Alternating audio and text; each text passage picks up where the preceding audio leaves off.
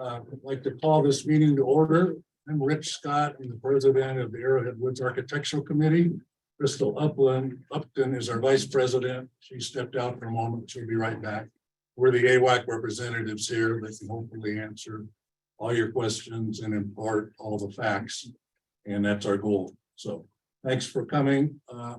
As some people have mentioned, there's a lot of people here. This is the first of several meetings. And because of the attendance, we may consider a new venue for the subsequent meetings. So, but anyway, there's a big turnout. We appreciate it, and we hope we can answer all your questions. So a couple of things first before we get started. On the teleconference protocols, I just need to read a couple things. This meeting is being recorded, by the way. So I wanted to read a couple things into the meeting minutes or into the record. Then this is also Katie Mead. She's a member of AWAC, a recent member. So we have 3 AWAC representatives here for you tonight. So, so an agenda has been provided. Hopefully everyone has that. It's included in the chat. So the people that are zooming to the meeting have access to that as well. We're working to update our website. We've had some turnover, or our prior executive director retired. Crystal's taken over executive director. We're making several changes, one of which is updating our website. So the information there is more up to date. Not that it wasn't before, but there will be some new things there. So take a look at that. It should be up, I believe, on Monday. There's also a fact sheet that everyone should have. We prepared that to just kind of give you an overview of some of the facts as opposed to some of the rumors that have been circulating about what's going to happen here. So I hope everyone has one of those. You can take a look at it. Where are they? They're out at the table as you came in. They were gone. Yeah, I don't think you had it. They were. I can make you guys some copies. We'll put some copies going. We need one. And anybody can have mine over here as well. Here's a copy for somebody.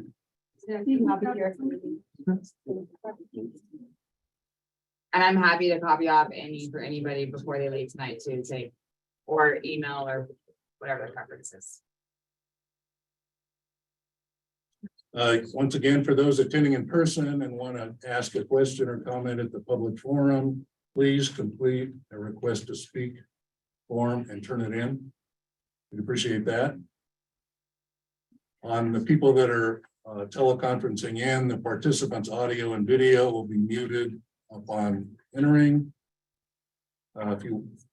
People on Zoom that want to provide comments or questions, they should use the raise hand feature on the Zoom app.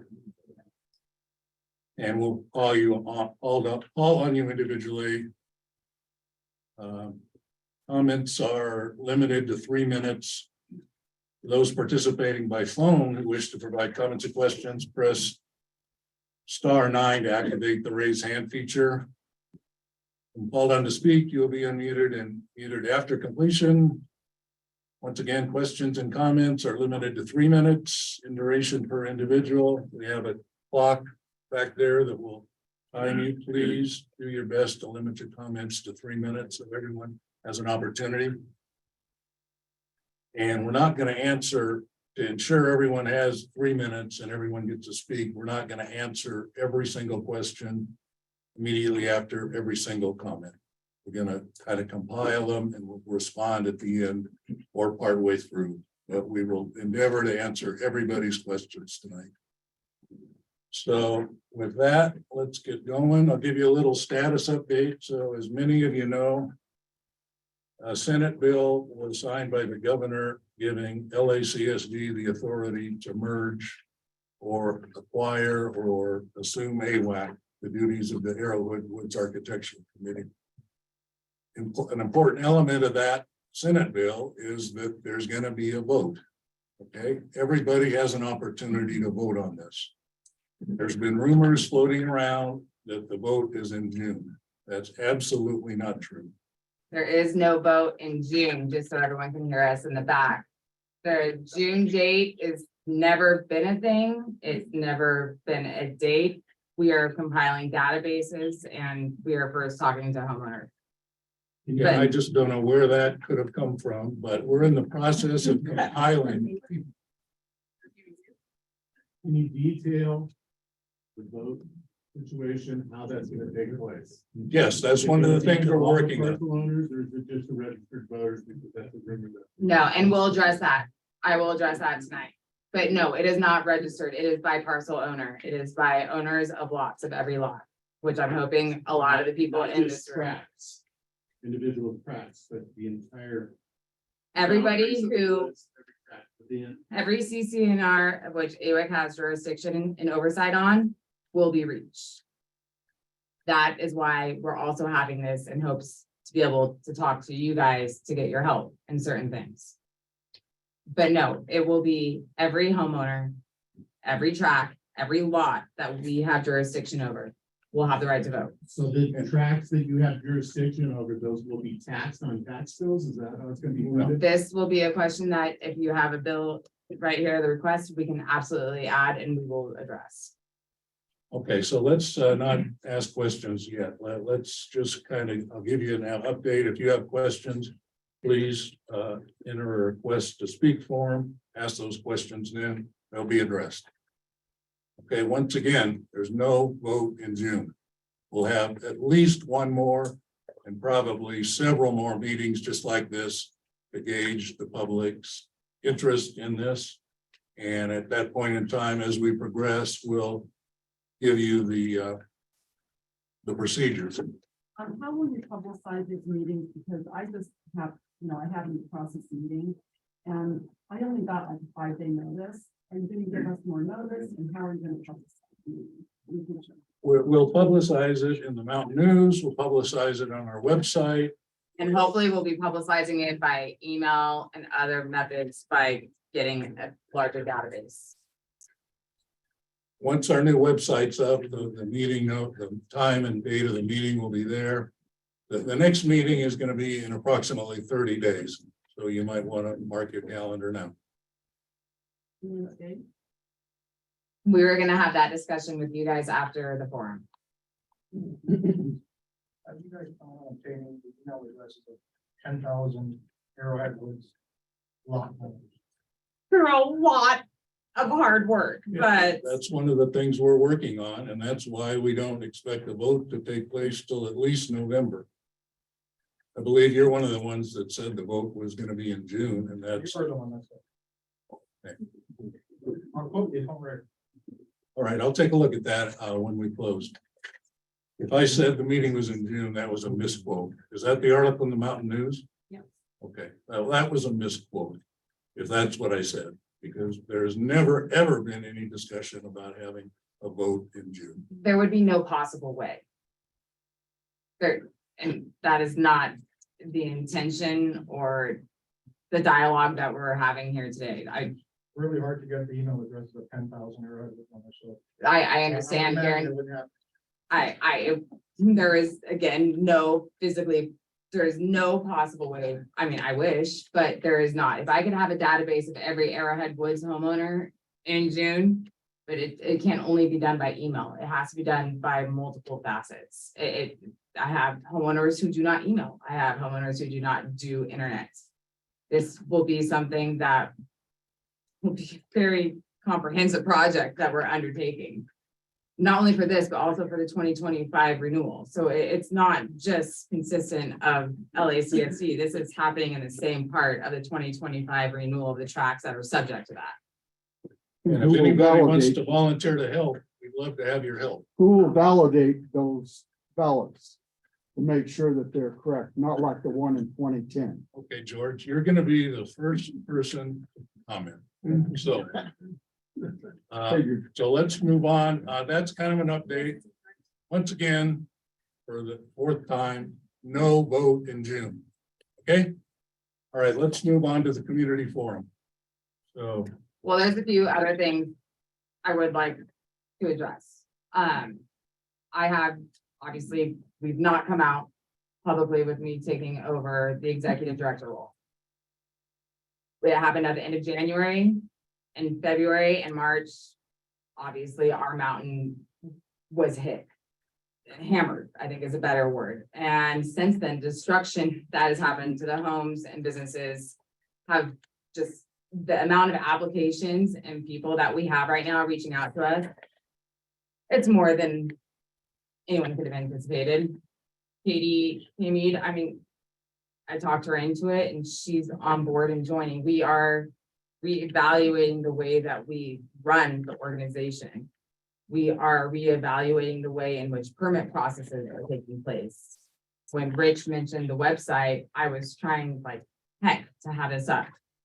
But it just doesn't work like that, unfortunately. I don't do technology and I have to work with IT departments, but the new website will give a lot more transparency. There will be online applications. There will now be a credit card machine, by the way.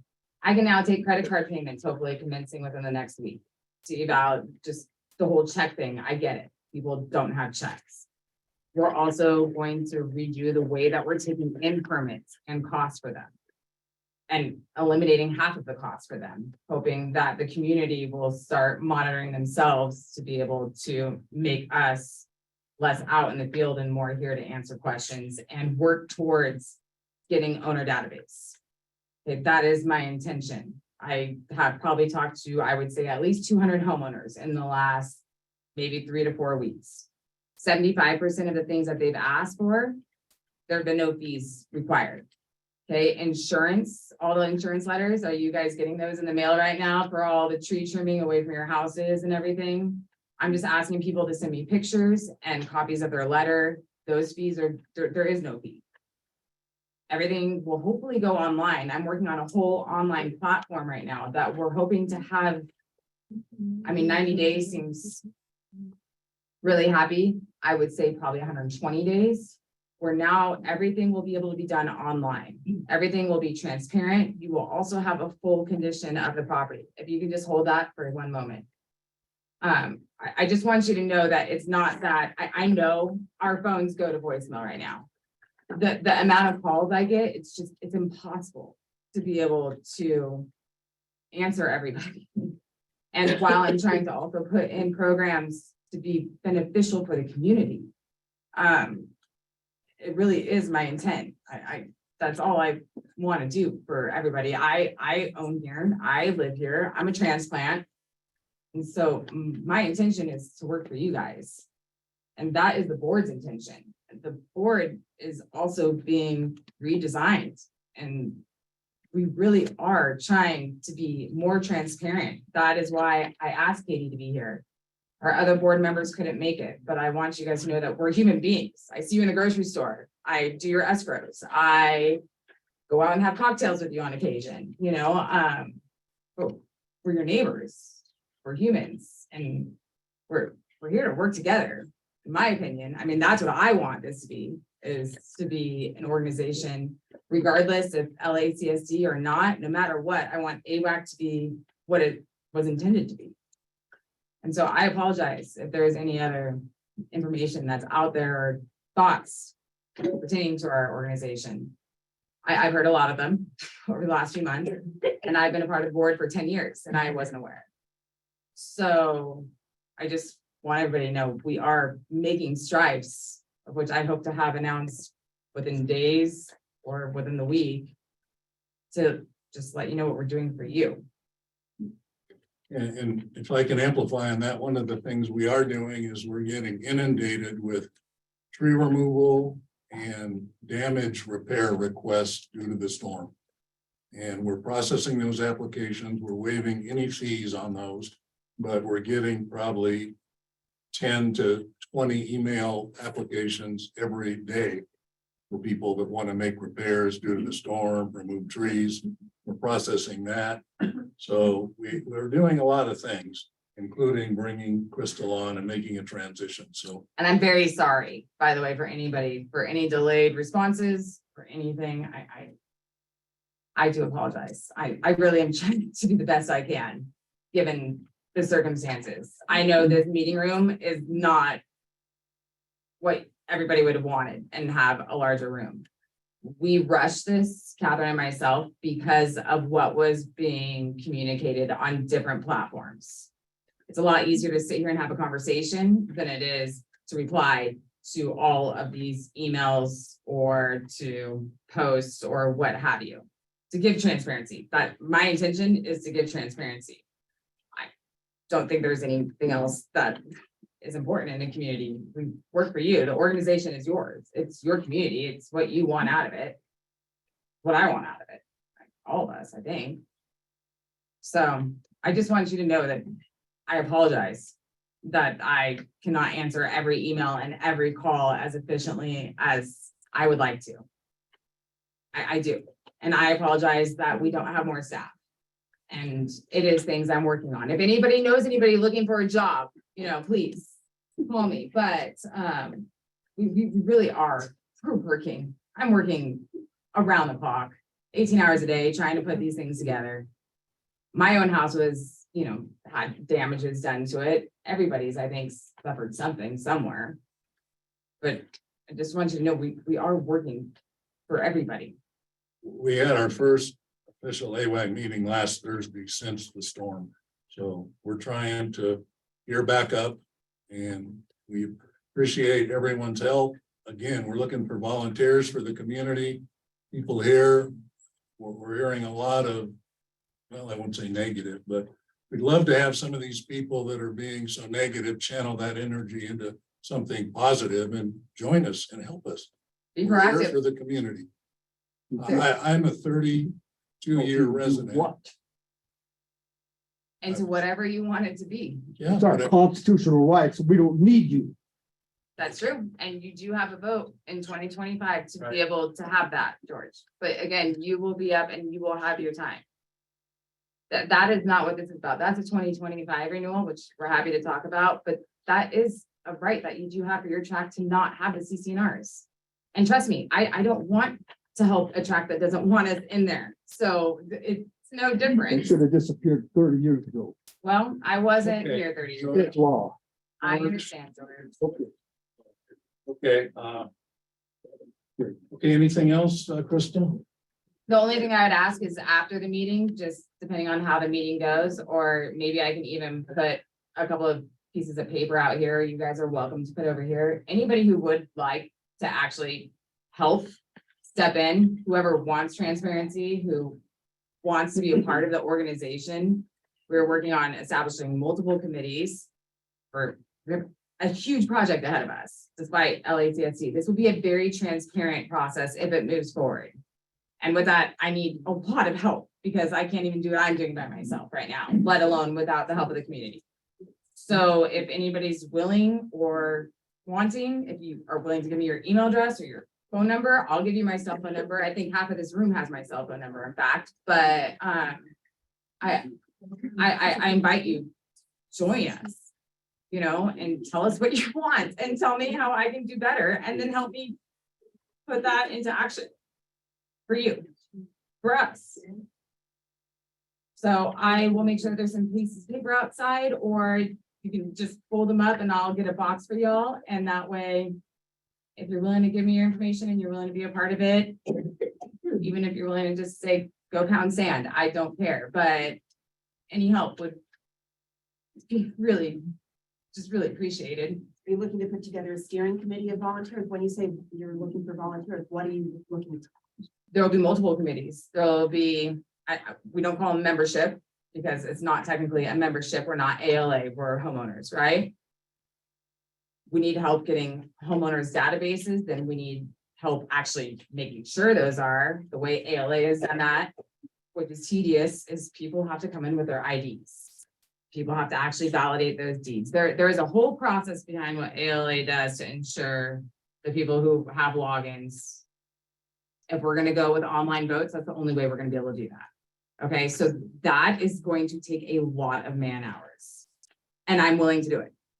I'm willing to have my offices open on weekends. We're willing to have booths set out at the farmers markets, everywhere else where we can validate deeds. I also manage an escrow company. So I've been working with the real estate companies up here and the escrow companies to be able to do just like we do with the water districts and everyone else, advise us when deeds transfer. So that way we can always maintain an updated database.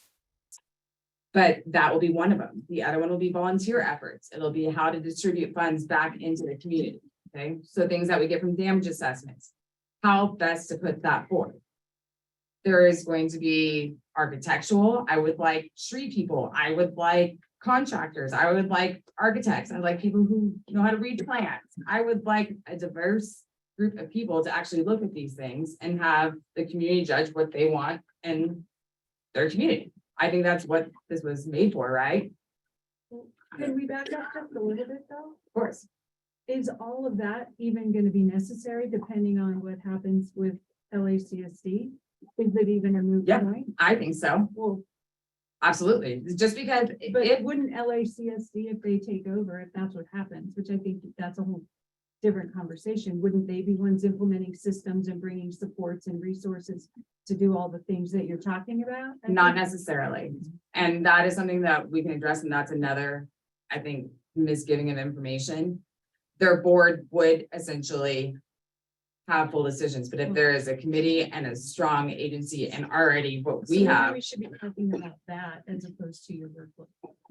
well, then if you want to just sit here and be stagnant for the next year, year and a half while we work towards that, instead of working towards improving the organization and giving LACSD a good solid foundation to then carry over, that would be your response. I respond to make it a better organization. Which is great, but I think we're here tonight to hear some other things. Understood. Well, I think we're gonna hear lots of things tonight. So, yes, hold on, Baron. You currently, what are AWAC's duties and, purview? What are, I've lived here almost 3 years now, and I've had minimal interaction with the organization, and I've heard many different things. And I just want to hear it from you, what it is that you are actually legitimately responsible for. We enforce the CCNRs that are recorded in the lots and tracts. What does that mean? So not every tract and lot has the same exact set of CCNRs. They are specific. Our main agenda one, trees. So no, we do not want people going out and going off the top of their deck and just clear cutting and chopping off all the oaks, right? It's not even for anything. It kills a tree, it creates disease. There's a lot of issues. We have a lot of tree issues. And it's because of mismanagement and poor things. And that's why we're in the news. It's because we go out and we do fight it. And it's not easy on any of us. AWAC is a volunteer board. Up until 2 months ago, 3 months ago, I've been a volunteer for this organization for 10 years. So I wouldn't just volunteer my time for free for the last 10 years if it wasn't something that I actually believed in. It's also about making sure that keeping the properties within a certain aesthetic. Okay. I don't know a better way to say that, but it's about maintaining that certain fencing, certain looks. It's also an ADU. For a lot of people who have concerns over putting, the county allows one house, then you can have separate ADUs. You can even have a mother-in-law suite off of it, right? Because the state of California and the county have different mandates. We have certain sizes that are allocated per lot. So as soon as that happens, there is the opening in tracts of people being able to put 3 different separate little tiny houses, as long as they meet the county guide. They don't have to meet the square footage that's within our CCNRs. There's a chuckle. There's a lot that I don't feel like we should have anything to do with, and we're addressing that. If you look on our website, you'll see basically, And if you want to give me your email address, I'll be happy to email you over like a human version as opposed to the CCNRs that are recorded on the property of what it is, especially in your tract. the mission statement is to preserve the forest environment within the Arrowhead woods. Sure, and then arbitrary aesthetics is the two main. I'm sorry? Arbitrary aesthetics, right? Like whatever chalet style was decided on. Well, I wouldn't term them arbitrary, but we do have design guidelines that we like people to conform with in new construction. Those are in actually the recorded CCNRs too. My good neighbor Jason Lee, who couldn't be here right now, is reporting that only 100 people can be on this Zoom call right now. Can Catherine Siri or somebody who has control over the Zoom meetings open it up to more than 100 people? Because there are 10,000 copy on it here. Did I do something wrong? I'm really sorry. I am Yeah. learning technology, so I apologize. Once again, this is our first meeting and our second meeting. There'll be some adjustments based on what we found at this meeting. And that would be one of them. Yes. I think the two of you made two different statements. One was to enforce all of the CCNRs. And your comment, Scott, was very different. It was preservation of the forest and the architectural look and feel of this community. You do understand that there's a massive gap between those two statements. AWAC scope, the way you describe it, I'll say for myself, I'm possibly on board with, right? But what you're describing, Crystal, is something far beyond what was historically a very, very narrow, deliberate scope for AWAC. And I think that delta, a lot of the reason many people in this room are here. And I appreciate that. That's not what my intention is. If anything, I think I have brought probably a much wider scope to the organization. And I think Your charter is the charter. What you bring is irrelevant. The charter of your organization is what stops it. The charter, I'm not sure we have an official charter, but Your CCNR. organization can't be formed without a charter. So it does have one. we're a corporation. Is that what you mean? Our articles of incorporation? Nonprofit corporation. We have articles of incorporation. In my opinion, charter is something different, but I understand what you're saying. So, listen, I think we're on a united front here. I sure hope so. So I'd like to move forward to some of the comments. So once again, 3-minute limit. I don't know how you want to collect. I'm sorry. George, Pat. So yeah, if you could, when you're called, step up to the podium there.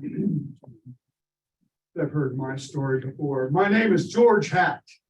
Anyone who thinks this merge is a good thing is sadly mistaken. AWAC is a bad organization and LACSD will become one when they merge. I retired as a firefighter in 1999 from Ventura County Fire Department. My wife and I moved up here to retire in a beautiful home. We thought. And then they're surrounded by trees. And then I get a notice from CAL FIRE that you got to cut down that dead tree. I cut down the dead tree. And then I get a letter from AWAC. And what did the letter say? You owe us $12,500 for cutting down that tree without asking our permission. I said, I'm not paying you that. So they took it to court for 2 years. And not only that, Mr. Worm, the lawyer said, I'm going to treble your charges. So instead of $12,500, we owe him $37,000 plus $30,000 for his expenses. So $70,000 for cutting down a tree that I was ordered to cut down by the fire department. Luckily, I won the thing. The judge looked at Mr. Worm and said, Mr. Hatt owned that tree. There was zero damages to personal property. Oh, they didn't pay your stupid permit fee, pay him $50. So I had to pay him $50. The sad thing is that I was in court for 2 years and it cost me about $15,000 in expenses. And my wife, who was ill with a lung disease, she was worried about it because they took a lien out on my house and I had to have the lien canceled. Her lung disease went worse and she just passed away. I was married to her for 57 years. And one of the reasons we're not enjoying this beautiful place up here is because of AWAC. Now they say that they're here to beautify the community. They're not. They're a nonprofit organization and every penny they get could be a nonprofit. But whose pocket does that $70,000 go in? I asked you, I know whose pocket that would go into. What I'm telling you is that this is a really bad idea. They shouldn't even be in business. Their CCNRs expired by state law in 1984. State law said after 30 years, your CCNRs expire. They're no longer in existence. How did they get their CCNRs? They got it through some stupid quitclaim deed in 1965. A stupid quitclaim deed. That's why they're in business. They shouldn't be in business. They should be out of business. And they want us to help them. Help them. This is a violation of our rights, our constitutional rights, to them to come on my property and tell me what I can and can't do. I like homeowners. I've lived in a homeowner association. This is not a homeowner association. It's a racket, a money maker. Thank you. Jennifer Cowan. Want me to stand up or just ask the question? Whatever is convenient for you. I'm Just sorry. curious if You could lay out a bit of how the voting potentially would take place. There's a lot of confusion as to who has the right to vote for what, who can't vote, if you're a property owner, if you're a resident. There's 10,000 parcels in Arrowhead Woods, yet I don't know what percentage are full-time versus part-time residents. So before the merger takes place, you say a majority of the affected property owners are required to pass a vote. Is that any property owner? Can you clarify that? Or is that only registered voters who are property owners? Okay, that's question one. If these CCNR per individual tract, can you clarify? My understanding is that you have to have more than 50% of each tract voting. And of that tract, it is the owners, property owners, not necessarily residents, but people who have the record to the record property homeowner. record. And if you could clarify, if the merger, let's just say that for whatever reason, these tracts do agree, or a certain number of tracts do agree, would only those tracts be subject to the LACSD merger, with the tracts that voted against it not be? And then who has the right to vote in for the AWAC board versus this LACSD board versus this LACSD merge board? Again, is it the residents or the homeowners? There's a lot of confusion. Can you kind of walk us through any and all of these? Sure. So can I clarify? So when you say resident versus homeowners, are you referring to people who are full-time up here? Or are you referring to people who are San Bernardino County registered? Whichever, That's what I'm asking you. right, whichever way that goes, no, it is every lot. So whatever the deed on the lot is, even if they live in New Jersey. Whatever the deed is on the lot, and it is going to get tricky in some cases, right? Because I have LLCs, I have trusts, I have other ways that we have to validate that. Or at least have a high enough margin, okay, where it would not otherwise be reversed. I wouldn't want 56% of votes to say go with LACSD. Because to me, that would not be a higher enough margin if we have 55. I would want 70, 75. I would want a majority of the votes that we get in to know that it is a very large. Are you looking at, Janet, what are you looking at in terms of, let's say there's 1,000 homes in a tract. Right. And you say 50%. So, well, we know what voter. This is not that you're talking about. Let me finish my question. Of course. If you have 1,000 homes in a tract, we know voter turnout is notoriously low. So let's say you get a 30% turnout, you know, 300 homes turnout, and you get, is it a 50% threshold? You're saying you want 75% of that. What you're saying?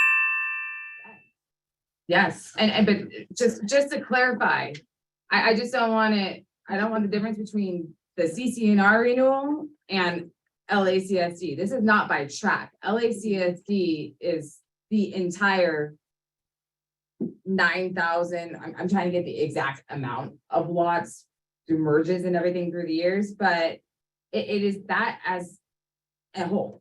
The CCNR renewal is a percentage per tract. That is different. That is if your tract wants to renew the CCNRs in 2025.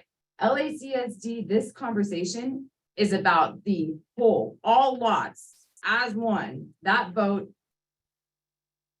as a majority, right? It's not, I don't take one tract and they get to go LACSD, it's everybody. So does that make sense? So if you have a vote in 2023 in November, which may or may not happen, But then there's a vote. There's not gonna be a vote in 2023 either. I mean, Okay, so 2023 is it's- probably out. It is ideal, but I don't see how we're gonna be able to probably do it, especially with the community forums. We are hoping to have a database and this information out and available. That does not mean that a final vote would be 2023. That is when we're hoping to have. That's what your update here says. It says November 20th. Because that is, It's actually. and I apologize, that was the intention probably before February, March, April, May have hit. So can you answer the question about, so in each of these different kinds of opportunities to vote? You have in 2025, a track vote, by track, whether to extend the CCNRs, that's one area, and property owners vote for that. Correct? Correct. Okay, then you have this vote that you're talking about in 2024 or beyond, depending on when you get your 10,000 emails. Who has the ability to vote for that? Is it the 10,000 tract owners? Is it registered voters within that I tract? think I've already addressed this. It's the track owners. It is the owner of the lot, the record owner of the lot. So can I follow up to her question so you don't have to come back to it with the intent to speak? But the votes, you just said that it's every tract within the woods, but there's several tracts within the woods that don't come under your jurisdiction. This is true. That's where I'm really concerned. No, this And is, then do those that have multiple parcels have multiple votes? Yes. So can you address that about the tracts that aren't? they're not governed. Okay, so you need to retract that statement. All tracts within the woods don't have a voting right. I apologize. To clarify, Based on the LACSD vote is what I'm talking about, not tract. votes. I apologize. As part of LACSD and AWAC partnership, I assumed that would have been a reasonable Because assumption that that would LACSD only be then absorbing AWAC of the tracks that AWAC has guidance over. Obviously, it wouldn't be for Point Hamilton, for instance. We don't have oversight there. There are tracks up by the hospital. We don't have, I am aware of the communities we don't, and I apologize. It's not all of Lake Arrowhead Woods, to That's be why it's clear. confusing. So we understand who we can vote in 2025 for whether the tracks go on, whether they move forward or not with CCNRs. If, and the people who vote for the merger are also the homeowners. Once that potential merger were to take place, if it were to take place, then who votes for the special interest bond taxes or whatever? Is that also the homeowners who are on That's- record or? That's not even a thing, but what I can do is I can lay it down on a piece of paper to make sure it's black and What's white. not even a And thing, I'm sorry. I'm just trying to. I understand, but the time, I am trying to be as transparent as I can, and what I can do in the time and the questions that you ask are very valid. And what I can do is put it on a very clear piece of paper for you guys and anybody who wants to give me their email, or if Ryan and I get this website up this evening, which he's still working on right now, I will have it posted up there as well. So I will have a full detailed informative list, and I'm happy to take your phone number and your email and talk to you directly to it or after as well. Okay, let's move on. Ted. Heyck, is that how you pronounce that? Getting messages from people that Facebook can't get on film. They're saying they're being locked out. There's 100-person. Unfortunately, we were not aware our account had a 100 participant limit. So I'm sorry. Yeah, I can give you my email address, Karen, and I can, well, you have my number. I know, it's.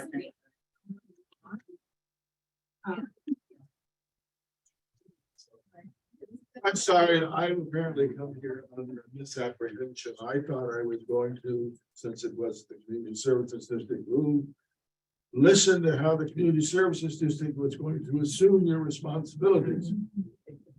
So far, I've heard you talk that you can't do your responsibilities because there's too much work to be done. I spent the first 20 minutes listening to that. You're in an LACSD board. Where is the LACSD people? Where are their representatives? Are they not going to be here? This is just a meeting and then one of many meetings. Where are they? They're not going to be here.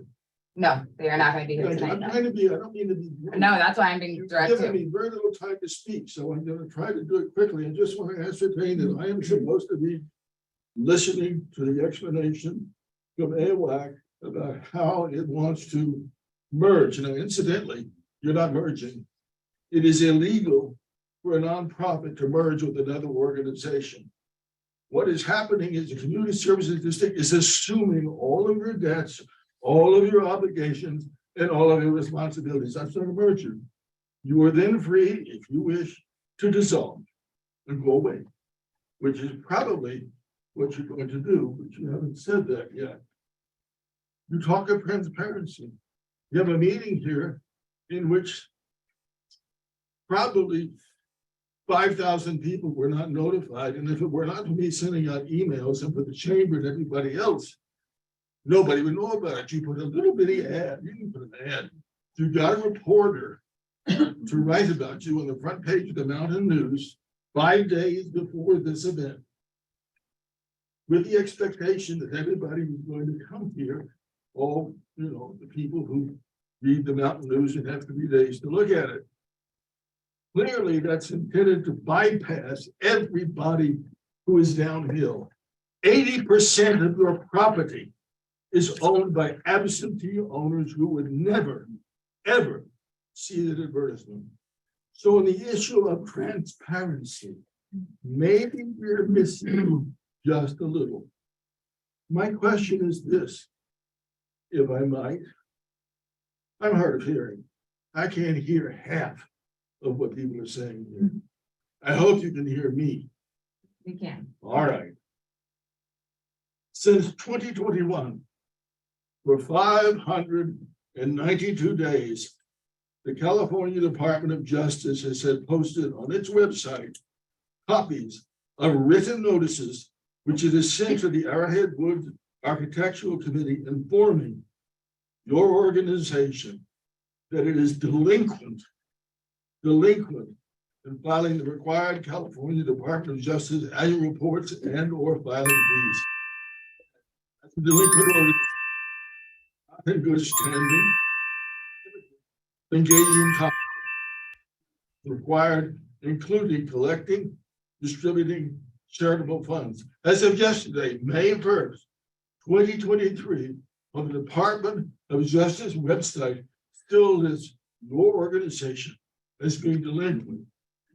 Now, on the possibility that you may think that what I'm telling you is not true, this is copies of everything that is printed about AWAC on the Department of Justice website, including copies of every notice that has been sent to you in the last 500 days. So my question is, and I thought LACSD was going to be here, but I've got you instead. Since you have represented, LACSD has represented and has investigated the qualifications of AWAC Inc. How does LACSD plan to do business with your organization that has been noticed by the Department of Justice that it is prohibited from doing business in California? And will LACSD use the ratepayers' money to pay any possible legal fees, costs, and penalties in order to clear up your apparent misunderstanding with the Department of Justice? There are so many questions that really need to be addressed to LACSD, who is evidently hiding. We have you here, and the only thing you can tell us is we're broke, which is questionable. If you go to the website, you will see that you haven't filed tax documents for the last 3 years. Or truth, look it up. It's in there. It's part of the violations you've been cited for. All right, you're broke, supposedly. You need LACSD. And LACSD said, with Mr. Warren, your attorney, president of the board, come on in. We'll take care of everything. There's so many questions there. I don't know how you can come in here with a straight face and tell us you're a transparent organization. Your executive director is in Palm Desert. Where is she? She's retired. She did, leaving you to answer the questions for which you have no answers. which I'm doing my very best. I sympathize with you, but you. I don't think you necessarily do, Ted, but you know what would be helpful and is to join us to help me get the answers. I No, need. I don't want to join you. Hey, Before I- it came into existence, there were approximately 100 other architectural committees that took care of the woods. Before 1990, that's when you first started doing business. Everything was governed by the lot owners electing their own architectural committee. No problems. The place didn't fall apart. The sky didn't come down. But then you came along and said, we will do everybody. Now you tell us you can't handle it. We will do everybody. And tell Thank you. every single person what to do. Whereas before, the people that gave the instructions were your neighbors who knew the particular problem to the particular track. Okay, We're Ted, not- you've exceeded your Give 3 him my minutes. time. We appreciate it. Give him my. Give him my time. Oh, Okay. It's on my 3 minutes. Well, most of us, I think, asked for, you all know you need architectural committees. I do. It'd be foolish to try to run this place without one. Somebody's got to be the policeman. And yes, the rules are in the CCRs. Somebody's got to police them. But we need a fair policeman who understands the circumstances of each individual tract. In one tract, it may be fair to cut down a tree. And another tract, it is not. It depends on so many factors, but you rule on high in an office where you don't answer the telephone. It's impossible to get you by email. And there's literally an attorney and a part-time person, unless you're full-time now. That's AWAC. There is no committee. There is no committee. There's an attorney going out and putting people through misery. That's what AWAC is now. What AWAC should be is individual organizations, which the CCNRs allow, and Point Hamilton did. Point Hamilton, you acknowledge it's not under your control, right? Oh, I fully acknowledge. I do. I'm And that's. the one who presented that. And information. that's because under the CCNR, every single tract has the right to secede from these people. He's right. And all it takes. Everybody, you all do. You all have a vote in 2020. You don't have to have. the So why don't you CCRs. tell them you could be gotten rid of? We can be gotten rid of in your tracks, just to be clear, to clearly specify that in 2025, we No, can be no, no, gotten. no, they can get rid of you tomorrow, by 5% vote. They don't have to wait till 2025. We tried that in 2010 and it didn't work. I'm sorry, Because George. you fudged on the ballots. Hey, George, please. I know. Everyone else is You're nice, speaking. man. I didn't budge anything. The bottom line. We looked at them. It's the other apologize guy for it. who's in Palm Desert. Okay. Why don't you tell people that they don't have to have use an organization, that they can elect their own architectural committee under the CCNRs? Why don't you tell that? You guys can elect to not have AWAC governing your CCNRs if you have a majority. And if you don't want AWAC or the CCNRs in place in your tracks, I don't think we want to either. This is not us trying to take over your tracks or police or govern you. I understand what the perception is, but that is not what it is. For the record, though, in Point Hamilton, everybody in the tract pays dues on a monthly basis for the enforcement of the CCNRs there. The only people that pay AWAC are people that are doing modifications. As they have a voice. For that, they have a voice. Okay, thank you, Ted. Thank you very much, Ted. Did write a few things down. I got it done address. Ben Naragi. You mentioned that 2010, you collected ballots to get the tracks that wanted to be part of the AWAC association, whatever, based on the CCNR.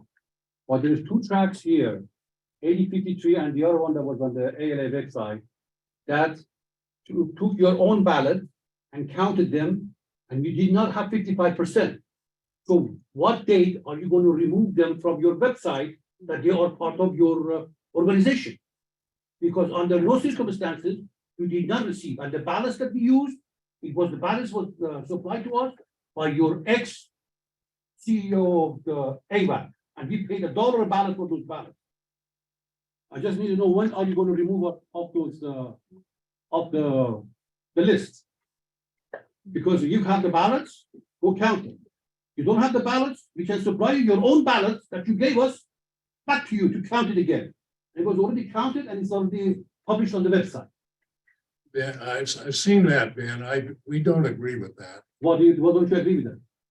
Well, I have here a transcript of the trial, and I believe you were there. Yes. Mr. Hatt, hold on, let me finish. Go ahead.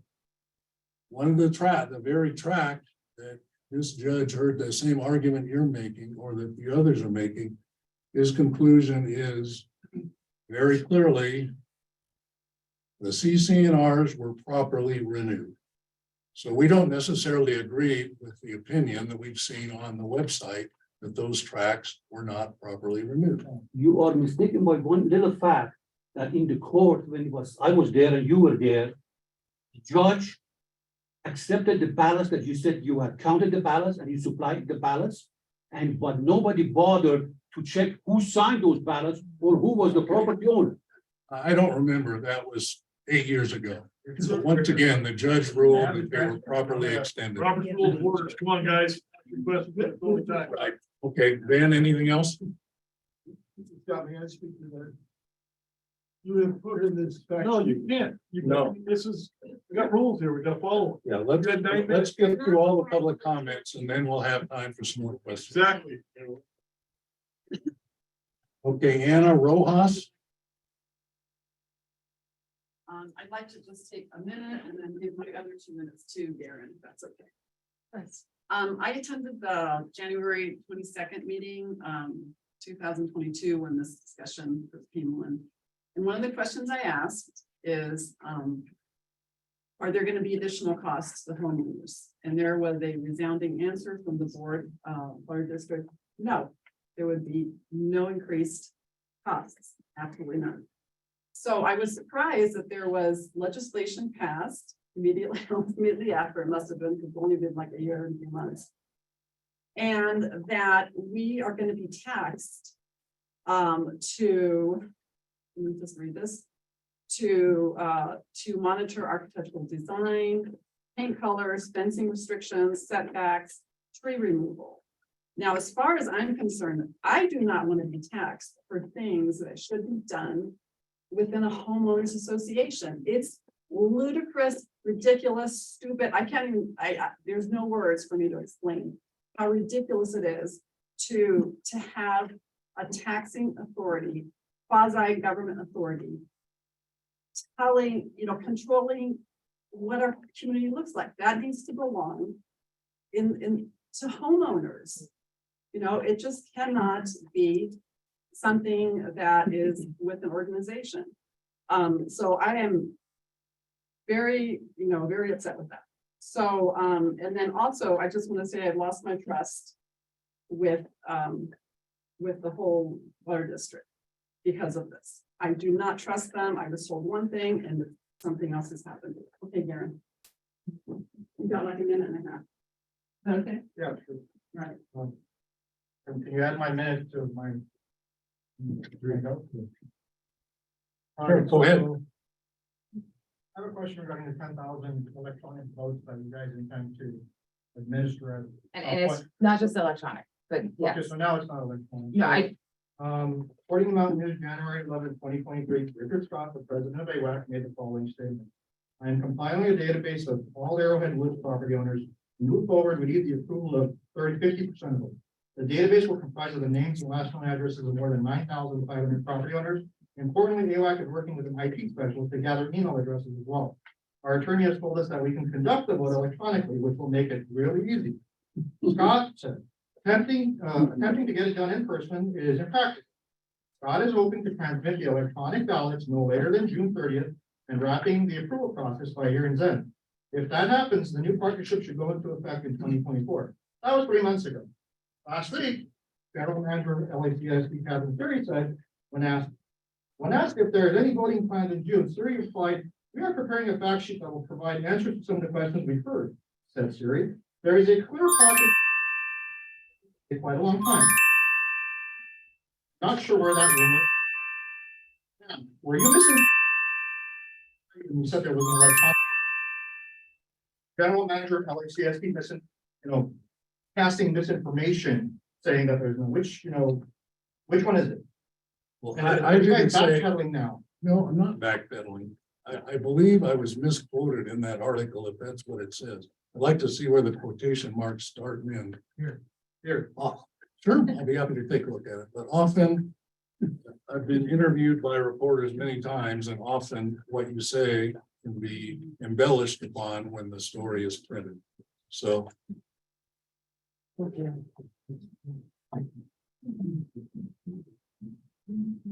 Yellow on the top right. I see that. Scott, now this is according to Tim Wilcox. This is what Tim Wilcox is saying. Okay, that's who interviewed me. Well, Mountain News editor is here. Quote, our attorney has told us that we can conduct the vote electronically, which will make it much easier, end quote. That's what I said. All the rest of this is opinion from the reporter of the Mountain News. So I've never said the vote would take place in June. The Mountain News' opinion was out of 12 months out of the year that the reporter chose June as the month, and it was the reporter's opinion that we would conduct an electronic voting then. Scott is hoping to transmit electronic ballots no later than June 30th. Yeah, I don't recall saying that, but that's not true. And it's not true. Okay, Frank Smedley. Hello. You know what, I've been up here for, gosh, a long time, 35 or so years. And, I think there's a place for an architectural committee. However, I'm not happy with the merger concept. And the reason is because the president of LACSD is the one doing all the fining, placing list pendants on people's properties while they're in escrow so they can't sell their property, and making just outrageous assumptions of what the valuation is.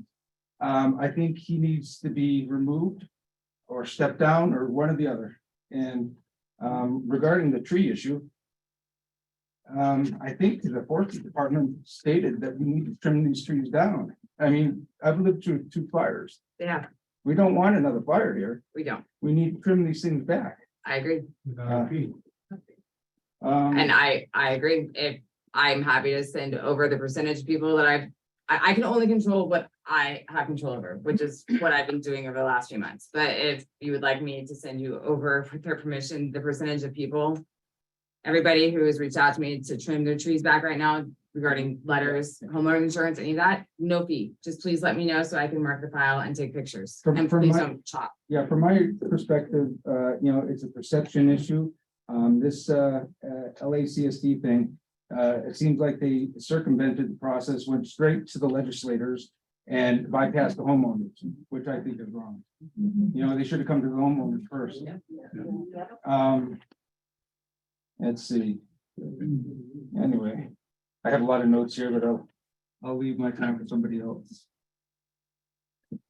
Thank you, Frank. Thanks. I might add that I've been in touch with Senator Archula's office.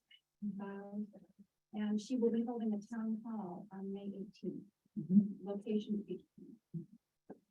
She was in conjunction. Originally, we were trying to have them within the same week so we could have back to backs. Right. She will address her, that. How do you find out about the We'll make sure the to, website, yeah. And I'll publish it out as much as I can through everybody, and it'll be on the website. Where is the, Just for an FYI, my name is Sidney Sumka, here on behalf of Senator Chobo's office as well, making sure to monitor all the questions and the conversation. I don't want to take any more time, but if anyone doesn't want to talk to me, I'll make sure. to do Thank you for coming. Thank you. where can we review the legislation to see what has been given to LACSD if this is a successful? There's a copy of the Senate bill behind the fact sheet that we've handed out tonight. Read the entire It's Senate. included in the, You can read the Senate bill. okay, thank you. You're welcome. There's everything that AWAC has. Celine Caraclia. Hi. Hi, Celine. Speak now. I will speak as loudly as I can. Can you hear me? Yeah. Okay. Excellent. So what I'm struggling with is what I mentioned earlier as to the scope of AWAC and the implied scope of LACSD for the bill. They're two very different things. And I gotta be honest with you, when I hear words like policing, I think we have police to be police. And then you to be an extension of the homeowners and our advocates and enable preserving the forest and maybe having a certain look and feel and preserving that so we don't have hot pink homes or whatever it is that you want to prevent. But if anyone's read the CCNRs in their entirety, there's a lot in there that is offensive, unlawful, and the list goes on. So the fact that your council is the president of LACSD is a conflict of interest. Very much. And I think you ought to find an independent legal opinion on the implications of that before you get yourselves and this community in trouble. We already have, just so you know, And where is that published opinion? the published opinion of our legal counsel of what, An independent counsel correct? opining on whether or not there's a conflict when your counsel and likely the person helping draft this bill. I'm not paying and our the president counsel of to do that, LACSD. but we have actually contracted with an independent counsel. Okay, John you're Warren not has not had any kind of availability. He has nothing to do in regards to these two interactions. Yes, he has defended AWAC in regards to lawsuits. In regards to the LACSD and AWAC, Just sitting everything out within your scope and fitting everything out within their scope. he has not sent anything out since I have become, Sending something out is not the question, Crystal. that's what you just said. No, So- I didn't say sending out. Oh, I'm The sorry. fact that he represents you as counsel, AWAC as counsel, and is also the president of LACSD is an implied, if not clear conflict. So, Thank you. And if you do have the independent opinion of an outside counsel that is not him, I'd love to see it. We haven't discussed that with the attorney we're speaking with. But that's something certainly that needs to be addressed. And need to follow California Corporation Code, all sorts of other things. They are a quasi-government entity. You understand? These are not lines you want to cross. that is why we're here. We want to know we want to know your opinion. If you do not want it, I do not. You have a board for this. This is not about an opinion. You have a board for that.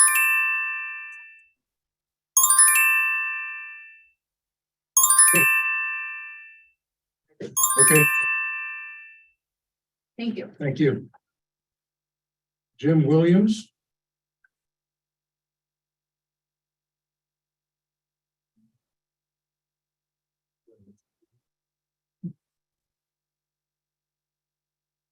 Is Jim here? I think they're going to look for him in 50,000.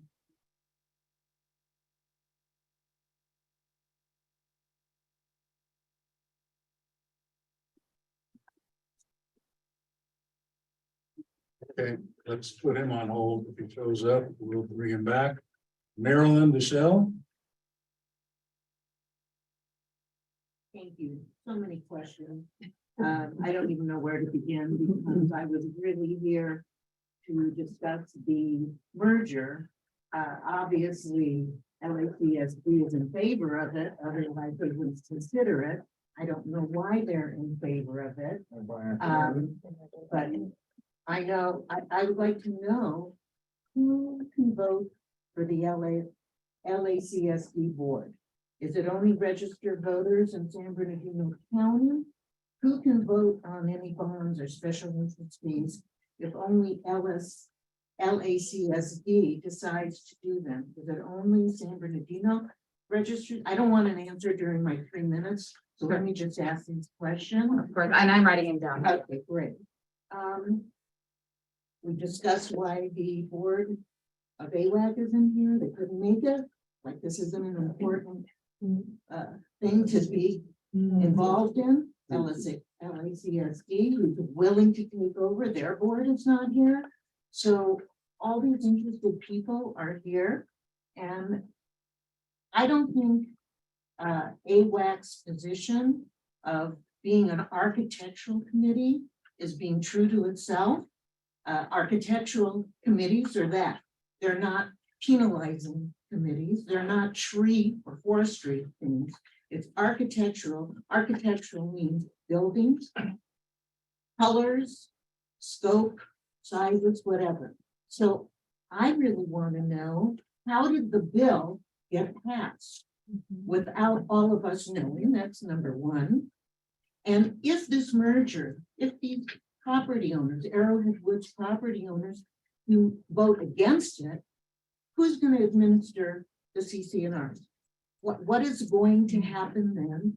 And why, since you're not really an architectural committee only, isn't there a movement, like you said? Why isn't it the Arrowhead Woods Property Owners Association? And you can charge 10,000 people $10 a year, which would bring you in $100,000 just to start with as a cushion. And then you can charge your fees for whatever permits you.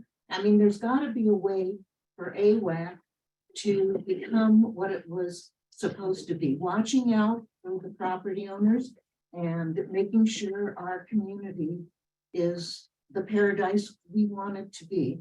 And I don't see how a merger with a utility company has any like reason to even be discussed. So how did that happen? Thank you, and I took a lot of that down, we will address it. You are going to answer my question, right? I've actually taken, and I will make sure to actually answer it very detailed, and I did get more clarification on the voting, I'm sorry, I do understand what's. So who can vote for the LACSD board? Only registered voters in county. So 80% of the homeowners would not have a voice. I understand. We understand your question. We're not here. I do apologize. I misunderstood the first time it was asked. So I do apologize. We're trying to remedy past, let's say.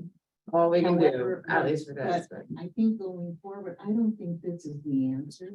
I don't know if it's the Deep answer either, pocket is to be really- entirely honest. I don't. That's why we're here today. This is why we're having this meeting. Yeah, Get all this. we're on the same page. That's why we're sitting here talking about it. But it is a very good question.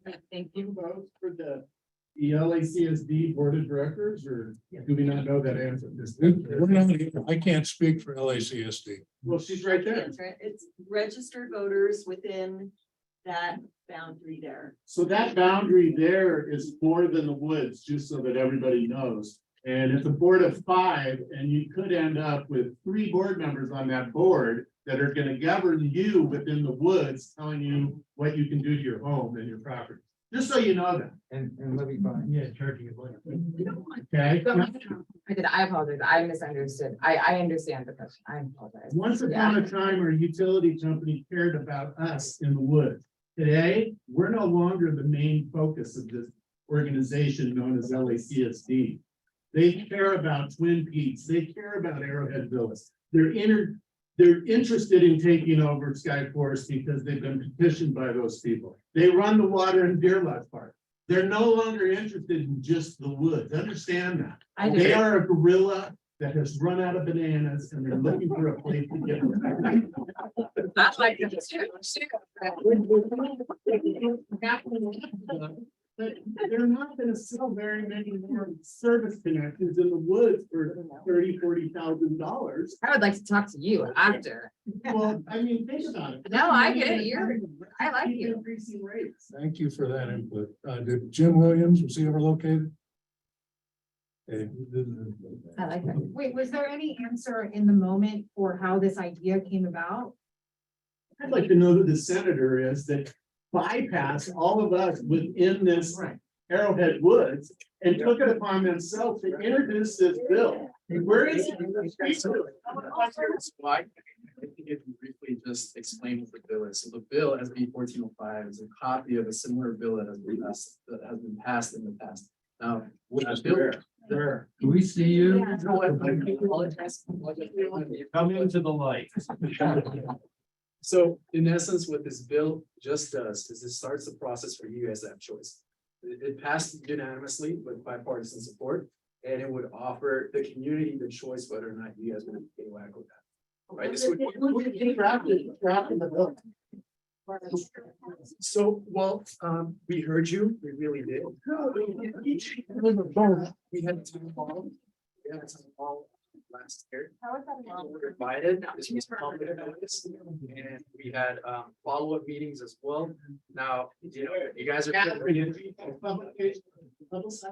Yes, this bill was public. SB 1405, there were many times where I talked about the bill in government review committees. In general and public, but this bill doesn't automatically grant AWAC these powers. The only thing that the bill does is it gives the community the choice to say, we want this or we don't want this. LACSD was created in the.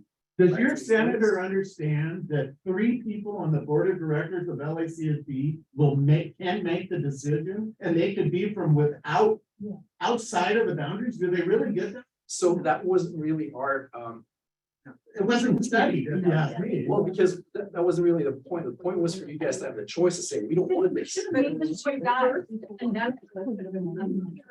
government's just hearing orders and mechanisms against it. Yeah, so the choice is yours. That's what we wanted to offer. is And it yours. passed it anyway.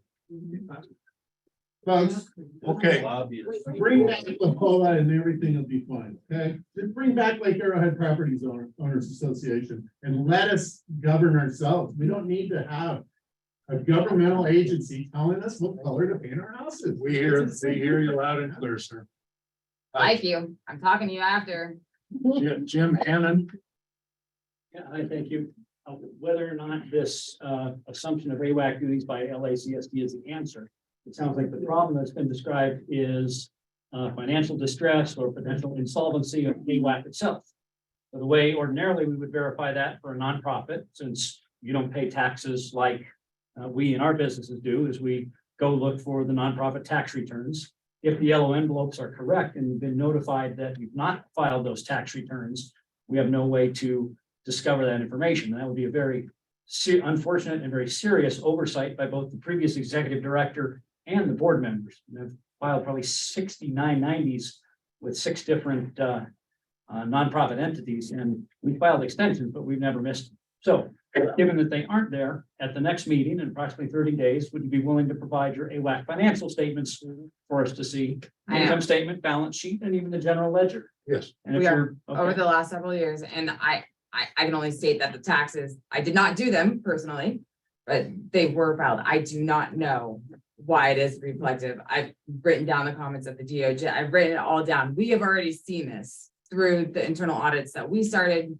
As part of me coming on in January, that was something that I required because I run an escrow company. I run a company too. I needed help. So if you file them, And so we do have a full financial review, a full financial audit, as well as an internal audit, which is important by independent people, not people who are interlaced with the different boards, someone entirely, because it is very important. I agree. And yes, those, I wish I could have given them to you already. I'm just still figuring out what the hell I'm doing, to be honest. And so I'm going to professionals to make sure it's being done right and to make sure. I don't know why it's not on there, but I do have the tax returns. So if you contact the TAS, Taxpayer Advocacy Service, you get somebody in Utah who will actually help you. Because we've had that before where IRS says, we didn't get it. You know, we filed it. Here's our certified proof of mailing, and they chase it down. It takes months and a lot of phone calls, but it can be done. So try. I will, Taxpayer and it is our annual audit, right, or our annual fiscal year end. So we just ended as of April 30th, just so everybody knows. So I put this also towards the accounting firm who has been responsible, who has been the same firm. So I do not understand how there's a discrepancy in these years. But yes, absolutely, transparency, we Then will look have forward to seeing the financials. financial statements. Absolutely, sir, of course. And to make sure I get your contact information, if you don't mind, Okay. before you leave. Roberta Ridenow, Yes, hi. Hi. There's a lot of talk about tracks. Will you be putting up on the website all the tracks that are under your purview? So we know They whether we're should part of be it or not. on there. So there are gaps in the CCNRs. I found them too. Okay, I didn't scan them or publish them on there. But they are, if you go onto the website under the CCNRs, I'm gonna make like a very wild claim, but 90%, let me just say, it was supposed to be 100%, but We they're need not. some- We need some talk about transparency. I understand. Let's start with that. Let's be transparent about that. It's a lot of work and a lot of man hours, but yes, I have them and I am working on diligently scanning them so that way we can have them uploaded and make It's a sure. list of tracks that just go up on the website, and this way the. We have the actual recorded. We have the track recorded CCNRs and maps, we have everything that we are trying to, Just the numbers, so well, that that will be a part of that. I mean, everybody can see I think- basics, very basics, okay? well, that I can provide to you immediately if you like. I can get that. Put it up, put it up. But Yeah, so, absolutely. we were told about this meeting tonight was to hear options and that you wanted to hear from the community, which online there's over 100, close to 100, and the rest of the room. By a show of hands, how many people want this merger, takeover, whatever language you want to speak, to progress right now? How many want it? That's not a fair question. Why is it not? You're asking for information. Well, let's see. There was a lot of discussion so far. You're putting people on the spot. I think you have to be. Nobody's on the spot. That's what we do. You don't want it. That's you. Okay, we'd like to hear. You Steve. Right here. And to be fair, we don't know whether we want it because no one will tell us. They want us to vote for it, and then they're gonna tell us how much we're gonna pay. Not in this America. Thank you. Electronic voting. Dominion computers.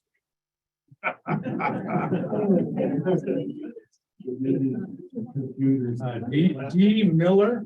Is there a D Miller? The question is, hypothetically, is this vote, when it happens? Once you start voting, how long can this vote go on? Like, how long can the vote keep going? Do you just keep going until you get a number, or like, is there an end date to the vote? Like, Oh, I'm so sorry. voting date, like, they- I apologize. Long day. So when the time comes where we would actually submit it out, I wasn't around for the 2010 renewal. Okay, but the vote would go out and yes, up until a certain percentage would be received. So You if just get- you guys just keep going. Lasted 5 years in 2010. for LACSD does not have a beginning or a termination date. This could happen in 2050. This could never happen. It's, so no, LACSD. Over every 3 years in the budget. So there's all sorts of I things there with auditing. I mean, I would hope, when I say that, I would hope it would never be that. I would hope that we would get a substantial amount of votes. I would hope that we had community interaction, but I can't give you hopes when you're asking for definite. Guarantee, you can't just leave it open ended. Gotta have a start date to vote and an end date. And that would occur at that time, once we have that. We don't know. aspiration. Yeah, So I guess my question is, you start your vote and then there's an end date, right? It could be months or years. no, whatever it is. I'm sorry, I misspoke, but no, that's not what I meant. No, there would be just as it is right now, if the voting were to open up, not within years, but in January through whatever time is determined, and also hopefully has public opinion, but within a very small time frame. So what about the length of run for the CCNRs? Today, we have dates in there when they're going and the new vote takes place. With the takeover of LACSD, does that no longer take place and it's forever? No, they would still have to renew if we So were. they would still have to go to the individual tracks and go to a vote. If there was an absorption that were to happen, they would still have to do exactly what's gonna have to happen for 2025. Yes, Okay, my question, sorry. I apologize. That's okay. So, that's a question of mine is there a start and an end date to this voting, the yes or the no to this, takeover, merger, whatever you want to call it? Second part of that question is, if there is an end date, when is that end date? And it'd be great to understand these things. If there is a property transfer in this window, property owner has voted, does that vote then become invalidated? Does the new owner of that property have a vote in what they're stepping into? There's all sorts of crazy things on there. Is the old vote disregarded? Also, what if there's joint tenants or split ownership? Tenants in common, whatever the ownership is on that title. How do you guys arbitrate that? That vote. Vote comes in from one party, but not the other. How is it that vote disregarded or not? What about clouded title?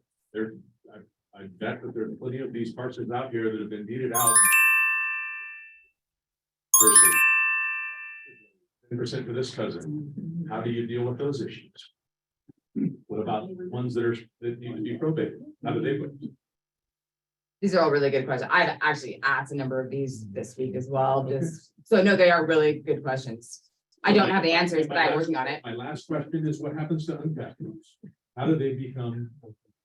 Are they still votes? Does it reduce the number of the votes that are needed to achieve that threshold? And you said, 75%, right? That's your. I mean, I'd love like whatever that number is, but I don't think that's what the bill says. And so there's a huge. Understood. I The bill doesn't state that. I just said. In my world of what I would like to live in and where I do live in, I would not want something passed with a 52% if it had a 50%. I have to agree with you. But that's also why people in the certain timeframes that are allowed by law can go and question that. And so there are timeframes that are allowed, not necessarily 13 years after something happens, but there are timeframes that are allowed to question and challenge those. And that's what that's for. It's specifically for that, because I agree with you entirely. Of course, and I address those, and I'd like to talk to you too. I'll track you down. Okay, Scott Rundle. Thanks. I think we need strong CC money. Okay, whether it's mandated by you, I've spoken to Jared, I've spoken to Ted, spoken to Catherine, I'm talking to a lot of people. We need strong CC money. I don't know if that is run by you or by them. I don't really care. What I don't want is someone cutting down all my trees. I don't want people putting up fences everywhere and doing whatever the hell they want and other, what's that? I don't agree. You have an opinion and I appreciate your, thank you. And I'm sorry you lost your trees. I'm sorry about your life. Well, that's awesome. Now, let me speak. Constitutional right. Let me speak. I believe. Go in ahead, constitutional speak. right. And shut up. Well, I mean, I'm not interrupting him. I was gonna compliment him in my speech, but now I'm gonna take it away. Good. You're right. Constitutional right. Freedom of speech is what it's called. Okay, George. Go ahead and speak. Thank you, sir. You're welcome. I would like to say CC North must be strong. First of all, Crystal, I know you as a personal business person. I know, and I found that email that I meant to send to you. I'm glad I didn't, because it was like 10 paragraphs long, but I really. I've used your business before. She is a member of this community. She's been a volunteer on this board for 10 years, she said. I've met with Rich. He is the president of this organization, and he works for AWAC and does a lot of free stuff. And he goes out and does surveys and makes $50 or so. He's not in it for the money. She's not in it for the money. You guys, I think, had got a little bit wrong. They just said, hey, if you don't want us, you don't need us. He just said, you got the freedom to vote. We got a way out here if we want. You can get your own people together, get 3 people, vote it all in your association, get 55%, and tell AWAC to go take a flying leap. That's fine, do it. I'm gonna work on that. I've already contacted, I'm trying to find out who all the people are in my association. Not because I don't want LACSD, I would love someone like these guys to charge us a few bucks, not crazy, to manage it, because you know what? I don't want people putting water wells next to me and all that other stuff. One thing I need to say here, this is what we missed, I think, in this whole thing. The short-term rentals have sued ALA, and the plaintiff is here today. And they want weak CCNRs. They want weak CCNRs, and they've talked about it in the lawsuit. And if you look at the lawsuit for ALA, they want to knock down the 64 agreement, and then they want to knock down the AWAC agreement. You want to preserve the 64 agreement, don't. I'm not, About. I'm speaking. You can talk when your turn is up, okay? My opinion, your back, whatever, doesn't matter. A contractual agreement is not an opinion. Okay. Scott. Celine, please let him finish. So they want weak CC North because it serves their purpose of profit. They want to be able to take over this lake and take over this area. And so in the CCNRs, there's a no hotels clause. They don't want that to go through. You know what? It hasn't been tested. If you got trees and you cut them down, you're in big trouble. But if you got a hotel, no one's tested that. I want some rich fat cat to sue their SDR neighbor next to them and come. CCNRs, no matter what it looks like, and before they take it over. And then another question, I'm willing to help. I understand printing, packaging, all that stuff and mailing. So my Even question is, opinions and constructive criticism, I take it all. can we just, why can't we just mail to the homeowner? This gentleman had a great question. How, what about this? What about that? It's one person, one vote. In ALA, it doesn't matter who's on there. They get one vote. That will be happening too. So that's one person, one vote, whether it's contested or whatever, one person, one vote. It'll be hybrid, but yeah. Thank you all for your support. Appreciate it. One property, one vote. Thank you. Appreciate it. And multiple people can own the property. Okay, fine. They get one vote, just like in ALA, we get, there's a husband or wife, they get one vote. Pretty simple, right, Bob? One vote, one property. Done. Thank you for your time. Thanks for the extra time. Thank you, Scott. Thank you, Scott. Okay, we're done with the request to speak forms, unless there's another one to be submitted. Any?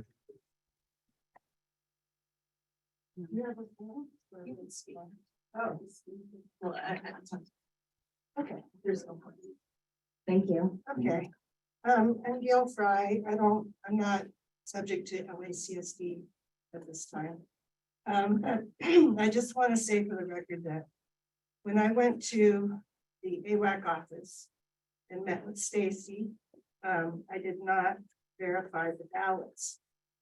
She showed them to me, but they were not verified. I do think that the community should decide what kind of standards they want. My concern about AWAC was the lack of your say in who was running that organization. You know, if there should be accountability, and that was always my concern. Okay, everything else is up to you guys that are affected. Thank you. And I do appreciate you saying that, because that is actually a big part of the problem, is that the ballots aren't verified. And so I'm not doubting it, but I do appreciate saying that. Could I do a quick follow-up on the ballots? Just a quick one. We have one more. Oh, and you know what? We do have actually someone, Megan, asking a question. Megan, can you hear us? Oh, hang on, Megan. Let me figure out how to unmute you. So is this a question or a comment? I did. Oh, Megan, if you still have a question, I asked to unmute you. We can't hear you. Oh, there we go. There we go. First of all, one of my first things I was going to say is that I don't know if everybody else is zooming in, but we weren't able to make any comments at all. We weren't able to do any comments. I don't know if you had that turned off or not. But the other thing, We haven't gotten to the Zoom people yet. No, she hasn't. We haven't had any comments. She's correct. We commented on that earlier. no, yeah, nobody's been able to comment. The other first thing is I would love to see if there was a way or a place for the people that are on Zoom to get a copy of that fact sheet. Whether it's in the office or whether it can be mailed out to us, or I had the chat open, I could put it into you. And the second thing has now escaped my mind. I'm sorry. It was on. Do you remember what it was so many things ago. I've lost my mind. And Megan, you can always email me, but yes, I can have it printed, I can have it mailed, and I will have it hopefully published. If the website's up tonight, up there, if it's up tomorrow, it'll be up there. I should have it up in 24 hours. But if you want a hard copy, I'm happy to mail it out to you as well. Yeah. I just love the facts. That would be great. Yeah. Thank you. And thanks for your time. It sounds like you've got a really hard job trying to figure this all out, having walked into a somewhat of a mess, it seems. So we're accepting volunteers if you haven't heard. Huh? Okay, thank you. Okay, before we get to the Zoom comments, we have one more. Scott Ridenow, one more written. Hi, thank you very much and good evening, everyone. Quick question. I looked at your website recently and there was no mention whatsoever of this meeting tonight on your current website, which I thought was very unfortunate. It's my fault. it doesn't matter whose fault, it's just a point of fact, if anyone was trying to get information, fortunately, the chamber put it out. It was in the newspaper and other websites and online Facebook posts listed it. So my question is, I could not find who your committee members are. One of the things that's been troubling for a lot of people with AWAC is a lack of information about who you are, who voted for you, and how you got there. And so my question is, who is on your committee currently? So we could at least know that. If it's going to be on your new website, that would be great. It is. And there'll be Okay. photos. And photos. Yeah. good. They're very excited. Okay, so then I could just look that up as soon as you're. That Go online. that is That's- hard. I corrupted things. So it is my fault and I apologize that there wasn't the proper posting on our site because I'm technologically just Okay, inept. But yes, the new website will have a lot more transparency. Great. You'll know who's on it, how they're voting. Yes. wonderful. My last question is, there's been some question about the ballots. People. It's approved. From the 2010, correct. Are you in possession of those ballots? Do not have certified copies. I do not have records that I can give. And I apologize. I have created file folders for everybody. So for those of you, and there's a number of you who I know I never responded to because I found 7 in a file folder. So I know Scott, I believe you might be one too. Yeah. I cannot find verifiable records that I could produce to you guys. What I have done is I have gone back into all of the meeting minutes of those years of which I can give. And at least I wasn't a part of the board then. I joined in 2013. But that I have, the ballots I just don't. And I know that there's been counting of ballots and ballots, posted up online. The fact is, those records have not been held by a custodian. Those are not sealed certified records. I'm not gonna say they're not true or they are true. I don't know. I don't make assumptions, right? But I don't have those. I have the meeting minutes. I have the board meeting minutes of when everything happened and those I can give you. So Stacy has no clue as to where they are. I have not, I've asked her and I don't know. You're welcome to reach out to her directly. We have also moved boxes, I'm so sorry. We've moved offices and I'm the queen of shredding things. I do. I run an escrow company, 5 years, it's out.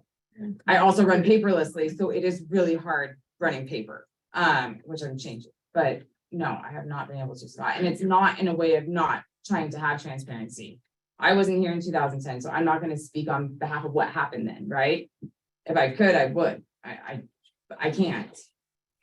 So, and I don't know exactly from the questions asked of that, what is the outcome that the community wants from that? It's something that I really like been asking myself because I have gone, you have no idea the searching that I've done through. You have no idea what it's like to go through that many meeting minutes, which are insanely just really boring and redundant, just to get whatever I can that I can validate. But so, okay, let's say the 2010 ballots were miscounted or not done right. What is it? And this is just a rhetorical question, but something I'd like you guys to get back to me in the future. What is it that y'all want from it? Do you not want AWAC to have governance over your tracks? Do you want a different AWAC? Do you not want LACSD? Do you want some kind of hybrid? And again, Those are just very different questions. these are all things that I'm just putting out there, not for answers today, but just what I'm asking the community of what it is that they want by asking these questions in general. Just so we know how to better structure or do what we You can. ask for inheritance, if they cannot prove you're eligible for it. You do not have the balance to prove it. It's been 13 years. There is a certain amount of time that was allocated by law in which those could have been questioned. Yes, And but like, it's been no- 13 years. What there do you is want me to no do? law. I can't pull a hat out of, It was just discovered by these people that put it on the website, and there is no limitation of time for fraud. that is actually very Thank you, accurate. ma'am. That Could no I make a one's, quick comment about ballots in Of 2010? of course. I had ballots. I had got copies of ballots of 2 tracks. And we went through them, and a lot of the people that signed the ballot sold their house and moved away before they actually submitted the ballots. So I'm just hoping, like the gentleman said out there, I'm hoping that that won't happen to where we'll have people that'll vote or whatever, and you have a long period. It was 5 years that they took these ballots, 5 years. And people moved away. Those ballots should not have counted. You should not have got your 55%. Probably didn't because of the people, the ballots you counted, and they shouldn't have been counted because the people moved away. We have that recorded, documented. George, I understand, and it's not you, and it's not us. No, we just hope it doesn't happen in this election. And I look forward to working with you on it to ensure it doesn't, so that way we make sure that somebody is aligned with us to help police it. But Okay. I'm asking, I am fully transparent. Help us police it, make sure that doesn't happen. Like, let's work towards a solution. Yes. I definitely want strong CCNRs in Arrowhead Woods. And I think probably most of us do. They need to be reasonable, they need to be legal, they need to make sense. I've read the CCNRs of my track and they're outdated. They are not appropriate in lots of ways, but I trust the vision and the intention of them. And I also trust and want the vision and the intention of AWAC. What I'm hearing here today is two very different issues. It sounds like the CCNRs of some tracks may or may not even be in effect anymore. Missing votes, missing ballot, it's complicated. You really can't even tell us which tracks count and which ones don't. I think that's one issue that the individual tracks and the people of Arrowhead Woods need to decide. That leads into the merger of then how do we do that? Because if we all decide that we don't want AWAC, which personally I hope doesn't happen, but if that's what different tracks or enough tracks vote, then we don't need a merger. We don't need LACSD. We don't need any of that. We need to decide first, then decide if LACSD is the right entity to take care of what we decide we're going to do. If they're the right entity to carry out the rules and the CCNRs of the individual tracks. And in this meeting here, I trust everybody's intention, but it's so confusing. And I think a lot of the questions and the answers are about different things and people are answering questions for something else. And I mean, the whole thing, there's a word that I won't say, but it just feels really a mess. And I know that you're trying really, really hard to do the right thing here. And I understand I'm not really But succeeding. you're not helping because there's just too many questions that you can't answer. There's too many questions that maybe no one at AWAC can answer, it seems like. So I think everybody needs to back up and look at what the issue is and start there and then build up. Because this just does not feel right. It's not right that we can't have more than 100 people here. It's not right that things aren't on the website. It's not right that we're not talking about specific issues and we're convoluting all of it together. No, thank you. I'd like to talk to you too. I didn't catch your name. I'm so sorry. My name's Brandy. Brandy, thank you. Okay, so We still have Zooms too. right, we have quite a few people on Zoom that have comments, so we'll start moving forward with that.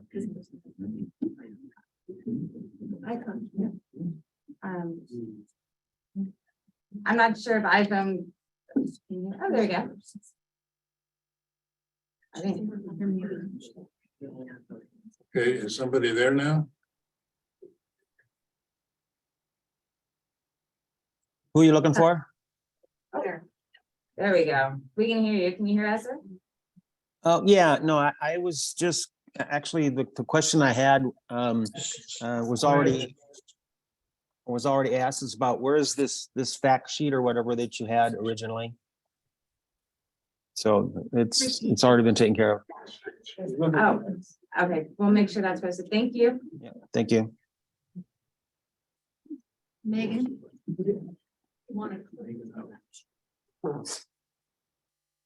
Okay, can you hear me? Yes. we can Yes. hear you.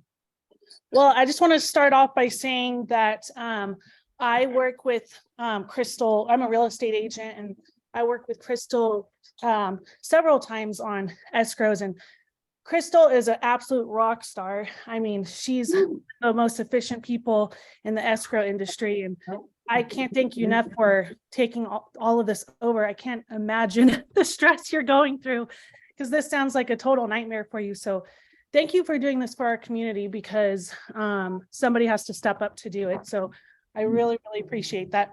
And Katie's newer to our community, but also a great rock star for our community, lives up here full time.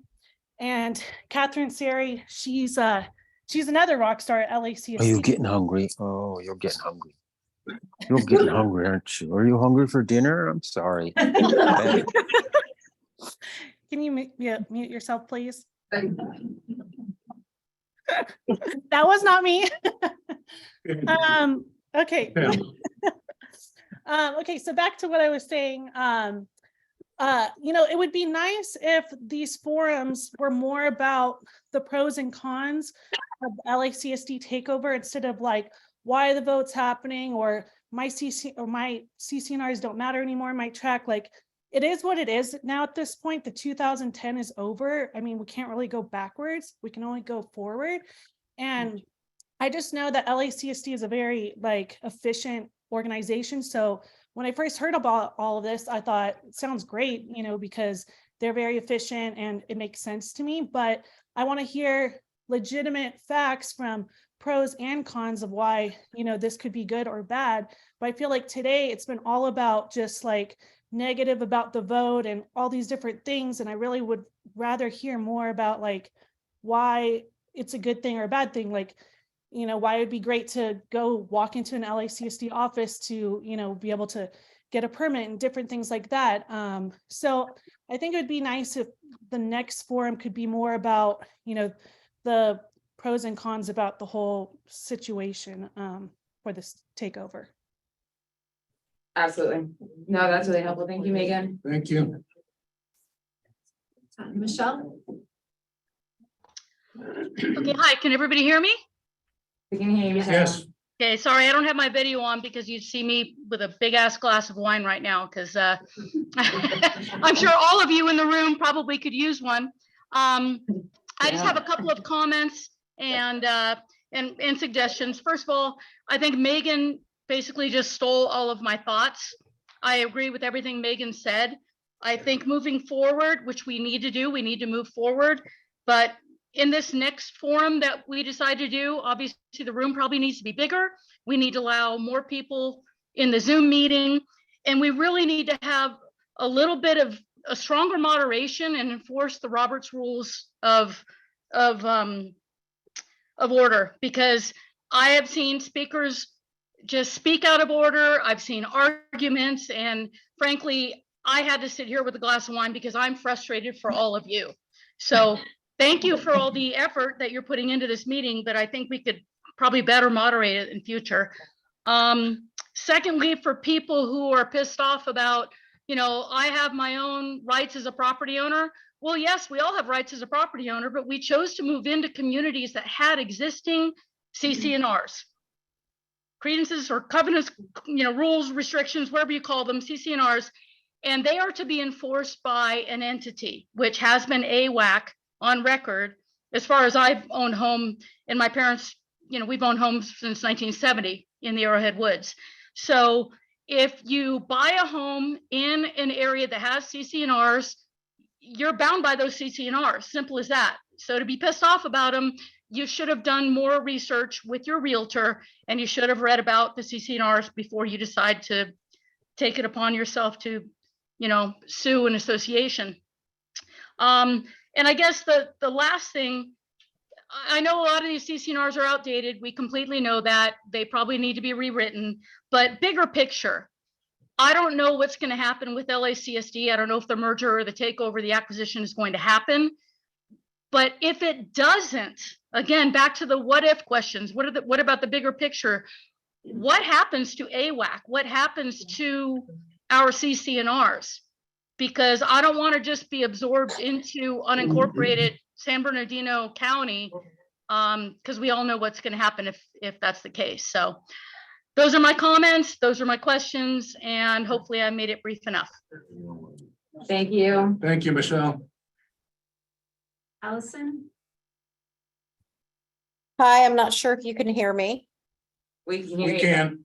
Okay, wonderful. Thank you very much. I will say I'm a little gobsmacked, honestly, that we don't have full committees. I'm out of the country on business, but I have made this a priority to come in and zoom in. I will say this is my first meeting that I'm sitting at, and I'm floored, to be quite honest with you. I'm grateful for the three of you trying to pull this all together. And thank you very much for your service. But at the same time, I'm hearing such misinformation. We don't have tax returns. We have things out of date. We don't have committee members. How can we possibly vote on something this important without all of the facts? And wouldn't it behoove us to have all of the different districts and actually have individual committees that are addressing things like individual CCNRs? Should we not go back to basics here and get our facts straight? Agreed.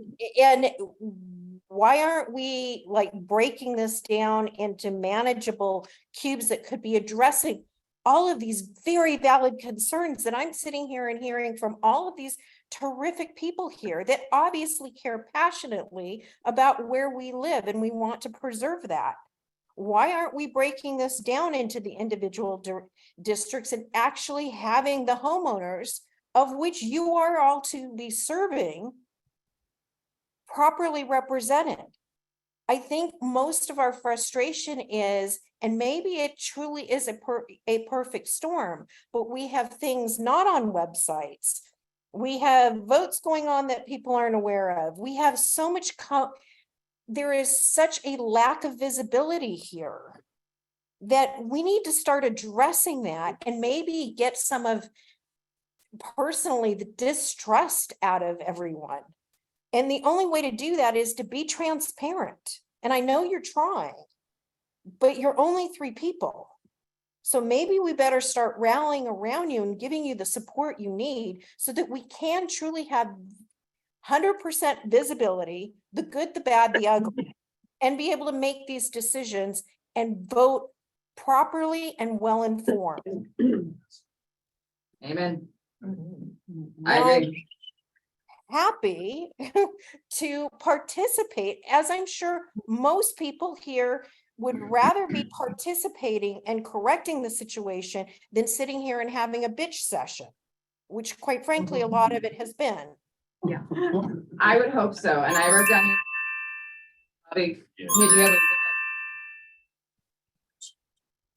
So thank you for your time. Thank you so much. Sean? Hello, everyone. My name's Sean Gill. I've lived up in the Arrowhead area probably since 2002, I think. I used to love it and enjoyed going there every summer and in the winter and all the time, actually. And I have to say, in the last probably 3 or 4 years, Arrowhead is starting to get a really poor taste in my mouth, and we're really looking at just selling the property and getting out of there. And we own multiple properties, so as I'm hearing, I might have multiple votes. But I mean, yeah, the 3 of you guys are trying. It sounds like maybe your predecessors didn't do a great job of what they were doing. I've had to deal with AWAC on a few occasions, cutting some trees down, getting notices, things like that. It's never been unpleasant. It's always been easy to do. I don't know. I guess my one question is going to be that can be answered at the end, maybe is who spearheaded this whole thing. I got the email about LACSD taking over, and the thing that concerns me is, for a property that I don't live at full time, I pay more on my water bill up there than I do on any of my other 5 properties, and if that's any direction or any insight of the direction that LACSD is going to take Lake Arrowhead, it scares me, because I always hear, well, if you can afford Lake Arrowhead, you can afford to pay the fees up there, which for the most part is probably true. I'm a dock captain as well up there, and we own docks and stuff, but just to kind of reiterate what Megan and Allison were saying, there just needs to be some unity, some organization, and I'm not even sure the lady who keeps talking from AWAC, but quit apologizing. I don't think you need to apologize so much. You just need to, get your stuff together and figure it out. And we need to figure out why this thing's getting spearheaded, and what good is it going to do for us? Maybe it's going to be good, maybe it's not. But right now, just like Allison was saying, there's too many unknowns. I mean, I couldn't vote right now if I wanted to. So I'm a contractor. I'm a consultant. I work for government agencies all throughout Southern California and teach them how to run their organization more efficiently and more effectively. And I would be more than happy to and willing to help you guys in any way, shape, or form. So good luck with this mess, because right now that's all it is a mess. And I feel sorry for you guys, but No, don't feel sorry, Sean. I'll be calling you too. Yeah, I just want to know how did this bill get pushed through? It's a big question. I don't have those direct answers. I don't think anybody knew it was going to come through as fast as it was, or my understanding was that it would even be passed through.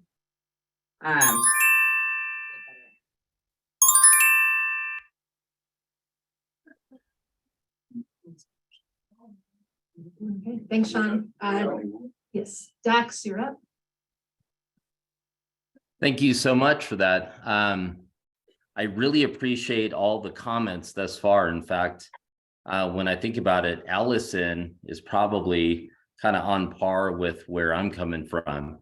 It just seems like we're having this meeting, limited in-person availability, and then 100 people on Zoom. It just doesn't seem very well organized for a decision to be made such as this. And so I think when we start really starting to gather our thoughts together, and we start kind of tapping into everything that many of the community has been providing us, it's one of those situations where it's like, what's best for us as homeowners here in Lake Arrowhead that make up all the communities around the lake. And I guess a little bit what's frustrating to me is if I'm going to come to a meeting like this, I would have some answers. I've heard a lot of apologies. I've heard the word I apologize, or the words I apologize, so many times tonight, when I would much rather have like some answer to some of the questions or the concerns that some of us in the community have. So I guess when I get down to the core of what I want to understand is what makes sense for us as a property owner here in Lake Arrowhead, as far as what benefits us for the future, today, the next day, a year from now. What are the benefits? What are the costs for us? What are the pros and the cons? And we just haven't heard any of that.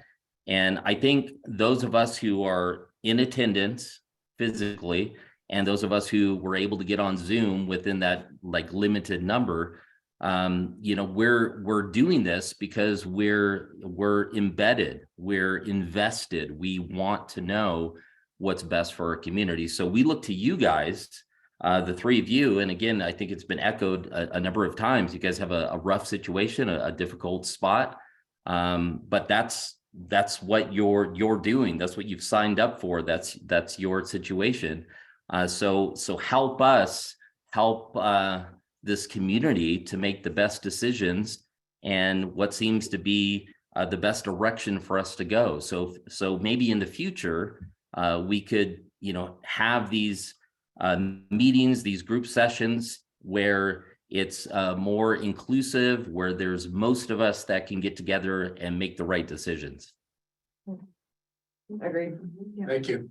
The new board member who's joined you. The guy that spoke. Oh, I know. They don't know I'm writing all their, they have no idea. Everybody. And I hate apologizing. I hate not having answers, but I'm not going to give you answers I don't have. So that's why your predecessor should have come to help us. I understand. And the rest of your board. She was made aware. Crystal, thank you for all that you do, and all three of you, thank you very much. Thanks, Len. The new beginning. That is what it is. That's what. I think that's what the attempt is here. Colleen, you're up. Hi there, can you hear me? Yes. We Yes. can. Hi. It's been a long, it's already what, 2 hours now at this point. I hear everybody's frustration. I see a mess. This is my first meeting that I've been able to attend. I'm a full-time resident, work from home, and second generation homeowner from, my dad had a house up here, built on a plot of land, back in 1968, and we just bought 2016. I agree with like everything everybody's saying is that we need more information. We need, we all came to this. The Chamber of Commerce email was saying that it was, we were going to get more facts about everything and stuff. So I agree with everybody. We need that. But I do have one fundamental kind of question. I don't know if it's more, it just doesn't make sense that water, which would be considered a utility, a company that runs our water, that we pay our bills to for water, which is a necessity, would have anything to do with AWACS. AWACS has a completely different purpose. And so I know I'm coming to the game late. I was busy for 5 years taking care of my father. But I just fundamentally really want that answered, because I don't want a utility to take over what you guys are doing, or you guys to take over what a utility should be doing. I don't understand that. I don't know if anybody can explain that kind of basic fundamental thing. Maybe I missed an email somewhere, but I don't have enough information I don't have enough information, period. And I feel like everybody is saying the same thing. We don't have enough information, but fundamentally, I want, if I have electricity, gas, utility, I want them to be separate. I don't want them to have claim to my land, my property. If I'd rather have a discussion with somebody else about, is my tree, the abatement, the county, they have priority. They should tell me, you know what, we think that's a fire risk. I have a discussion with you guys.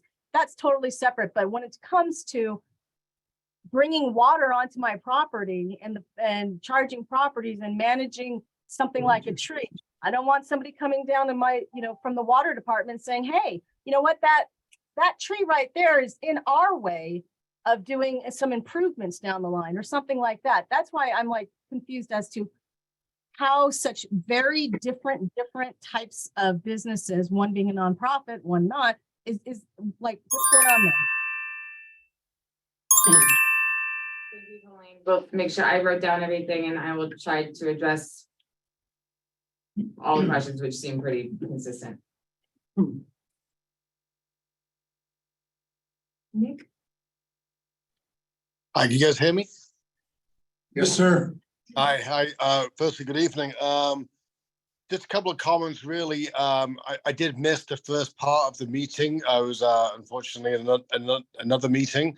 But some of my thoughts was when a question was asked directly to Stacy, who is the board of directors?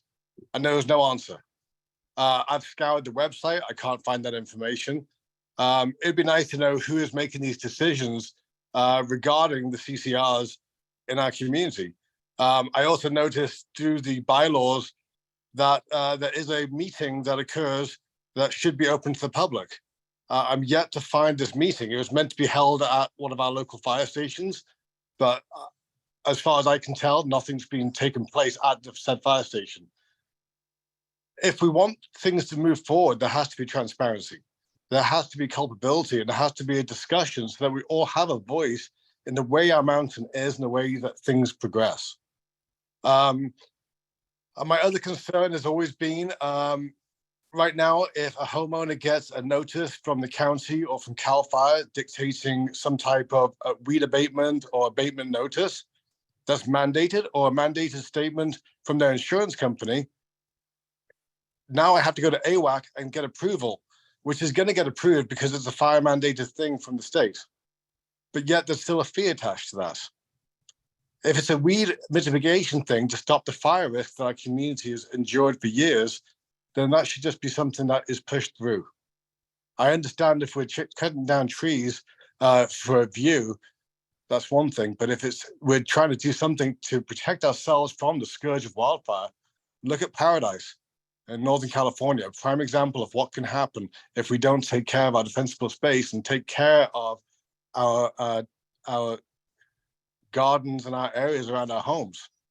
But it shouldn't have to be a double taxation where I'm having to pay a fee to get approval from AWAC for a wildfire mitigation.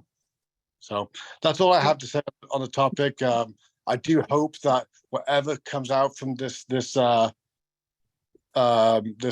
application in the future, I just hope that whatever does take place is there is more transparency, and we do know who the board is. We do know when the meetings are taking place, and we can sit in and hear how these people's permits are getting done. So thank you for your time, and I appreciate everyone's being here tonight. Thank you, Nick. Thank you. And I agree. Oh my God. Okay, I think that is all the people that we have, at least right now, Okay. on the Zoom platform. So just a couple comments on what he said. We've hit on a lot of it. We're reviewing the bylaws. Bylaws that are shown on our website still say that we meet at the fire station where we met for many years. Meetings are now over here. Everyone's invited.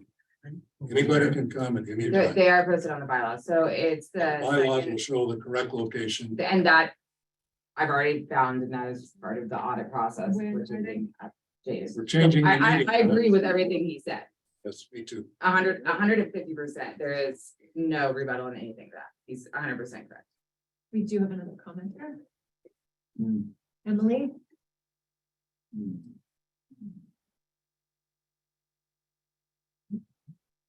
Emily, you're up. Says Emily's iPhone. Okay, we'll get back if we have other. Am I there? So do we have others? No. Okay. So I mean, we still have people we haven't, we kind of skipped to get some of the people in intermix. Well, George had is gone. I'm not gone. Oh, I'm sorry. Okay, George. You ain't gonna get ready to be that easy. Okay, George is here. George, did we answer your questions? What's that? Did we answer your questions? Do you have any other comments? I just had one other, is regarding wildfires. I'm a retired firefighter in Ventura County. We would not let homes burn down. Since I moved up here, we had the old fire. We lost 350 homes in the old fire. Then we had the Grass Valley fire. We lost 199 homes. I listened to that. I was out in front of my house and I listened to the firefighters say, let's pull them out. We can't stop the fire because the houses were surrounded by trees. Now, if I was AWAC, I would encourage homeowners to cut down or trim the trees around the homes to help out the firefighters. Otherwise, the firefighters cannot put out a fire around your home if they're not allowed to touch the trees without having to go to court for 2 years. Understood. We routinely approve tree removals, having to do a fuel modifications quickly, and we've never denied one. That's We what I'd don't like to want that see. either. Thank you. Thank you. I think those are all just actually ones I hadn't written on. Okay, I'm not gonna apologize. any other comments from anybody? I would like to invite Catherine to say something. She hasn't said a word tonight. Well, you know, I mean, this is why our board is not here. This is an AWAC meeting. I'm here to answer any questions related to LACSD. One thing I would like to mention is, this lady, she left unfortunately, she mentioned a tax. There is no tax. I don't know I wrote that where down she, too. where she Yeah. mentioned that. For us to even be able to tax a parcel, we would have to put it on the general election ballot. It would require a 2/3 vote, which is very high threshold to approve. So there's no plan to tax anybody. With the 70 to 80% of part-timers that don't get to vote here, would they be able to vote for that threshold? No. You're right. So for the SB 1405 vote is a majority of property owners. Yeah. For a tax, it's registered voters. And special Property assessment. owners of the Special tracts that assessment. apply. Special assessment. No, So everything Yeah, I mean, in LACSD, so not even Arrowhead. authority to do, so assessments, so we have done assessments, like we did one for Deer Lodge Park to redo their water system. The homeowners had to vote for it. In order to, special assessment. for a special assessment, homeowners or the residents to make an assessment district. No, not for an assessment district, that's parcel owners. Well, I could be wrong. Each individual person. It's good, Joe. Yeah, it's for your lot. So it's not as easy. It's only your lot. Correct. But my question, Catherine, is, so to decide whether or not to go to an assessment, it's up to your board of 5 LACSD. And it takes a majority vote of 3 to pass that. To go to a vote of registered voters within. Is it within the entire district of LACSD? Or is it just the woods For what? for an assessment? If you get to the point, today you say there won't be an assessment, there won't be a tax. I'm not clear how you're gonna fund this, but eventually your board or a recommendation from staff, that's how LACSD works, it's all based on staff recommendation. But anyhow, so it comes to the board, because you've made the staff recommendation, we don't have the money, we need to pass an assessment against the parcel. And you just said that that would be something that goes to the registered voters. Now with that, your board governs everything on that district map there that encompasses much more than the woods. I don't think the people in this room are really clear on that, but so who votes for this? And 70%. Since it's LACSD money that's being governed by your board, is it everybody within LACSD district, or is it only gonna be the people within the woods that are gonna decide whether or not it gets passed? So an assessment, you have to be passed by property owners. Which But property which- owners? But there's no, I mean, I can't say that that would happen someday in the future, but you have to understand, So how's it gonna be funded? You run out of money, who it's the pays? same. The same way it is now. It's the same, we have the same exact process for property related costs. So if a customer is remodeling their home or, contractor will come and will pay a fee to the engineering department. It's the same process that AWAC does. That's the same process we use.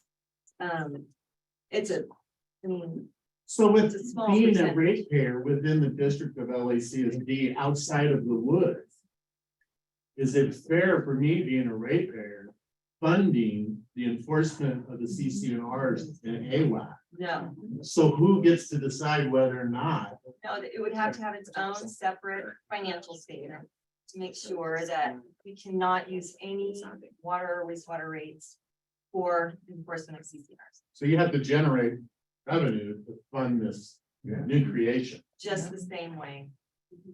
And it's, See, that's where we're not, Small. I mean, myself, I'm not hearing these answers, I'm not hearing it. And I apologize for speaking without an intent to speak.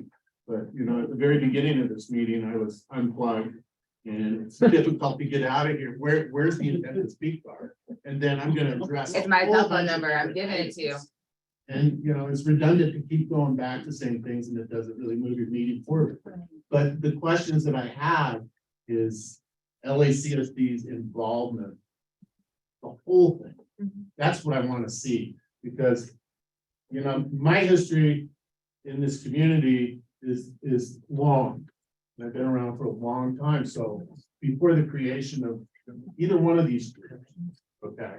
So I know how it's gone and how we've ended up to be this big monster. I always see us being, we're big, we're too big for what we've become. But it was in the best interest of the woods, but now we're beyond the woods.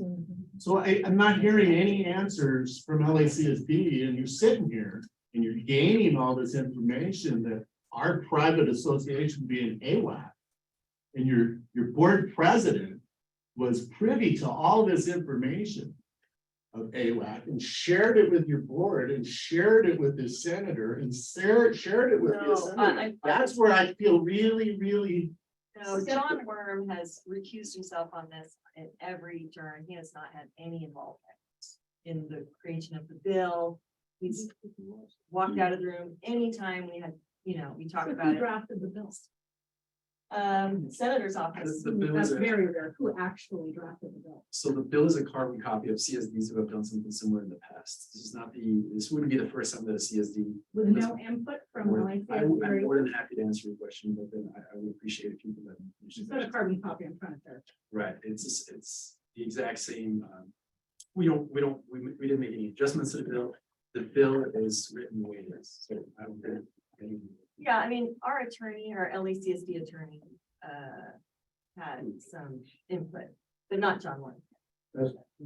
Best and figure? See, that's another weird thing, because our association being AOA, there are attorneys there. So they're privy to our information there. You've got that information. Everybody's got our information. We don't have any privacy in this thing. And all of a sudden we're hearing we're gonna possibly be taken over on just a simple majority vote. Right. It's pretty scary for us, because like I said earlier, LACSD doesn't have very many more parcels that need to be developed and create these service connections and these fees. So we're gonna see increased fees, or we have to venture outside of the district and create more service area. You can see the sphere of influence. No, that's incorrect, because any new connection fees are not used for operations, so we're not like dying to get more new connection fees at LACSD. It's not What how are they it used for? operates. They're used for particular projects that could increase the capacity of the system, but they're set aside and. But consider you sell a meter, you're generating fees from that in Right. future use with We have monthly to service. operate. Fees.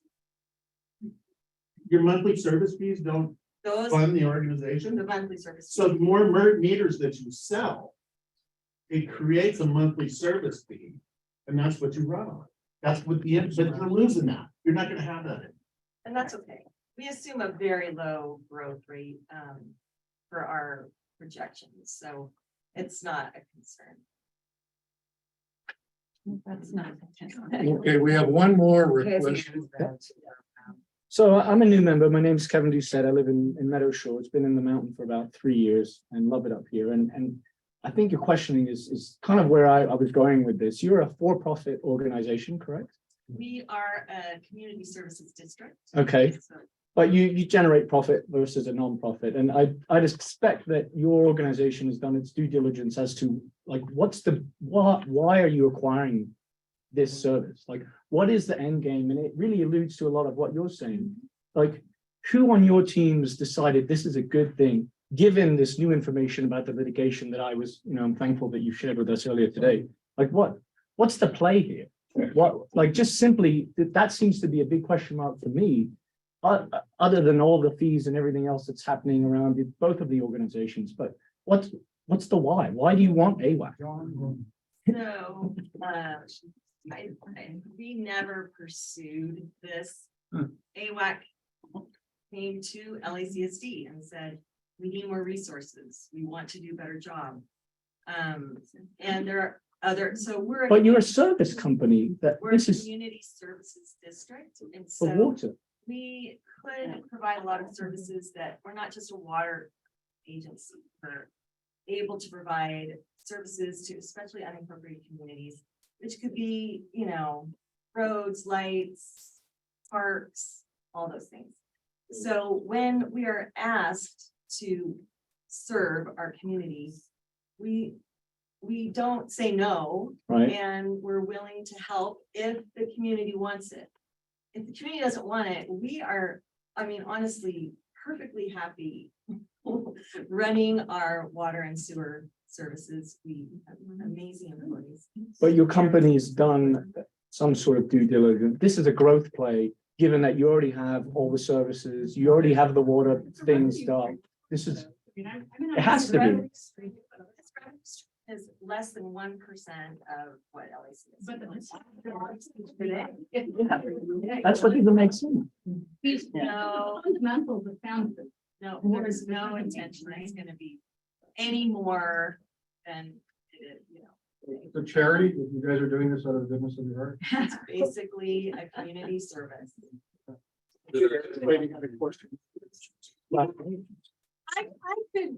I could trust that there was good intentions in all of this. This is a small community. You're familiar with AWAC, vice versa. I can see where there's a logical way that this came about. And I'm not even 100% against it happening. What I'm against is that it doesn't make sense. It doesn't feel transparent. Yeah. And there's more questions than answers. I go back to what I said earlier. If the tracks vote that they don't want AWAC, then we don't need it, or it looks very different than the due diligence that you've done up to this point, right? Looks very different from all sides. If AWAC was somehow a carve out, that LACSD was providing maybe a dotted line or an arm's length relationship of support, renting an office for cheap or something like that would make a little bit more sense. But as being absorbed under LACSD, I go to what Kevin said and what everybody else is saying. Wait a minute, this doesn't make sense. And I think it's way, way out in front of your skis because of all of the other issues with AWAC. Right. And with all of the other issues of the tracks and the CCNRs. So the whole thing is, I mean, I'm just sitting here thinking, I think I'm kind of smarter than all of this. Why does this not make sense? This is one of several meetings where we're getting opinions. We hear many of them loud and clear. Well, but in fairness and with all due respect, your opinion has basically already been voted that there's a bill that's already gone through that obviously the AWAC board or committee or group or whatever your people are called signed on to. We That signed those on to conversations- letting the community vote. That's what we signed on to. No, And you that's signed all- on to it when that was submitted to some extent. That was way in advance. This should have been happening before that Okay, happened, I in can my. understand that. Okay.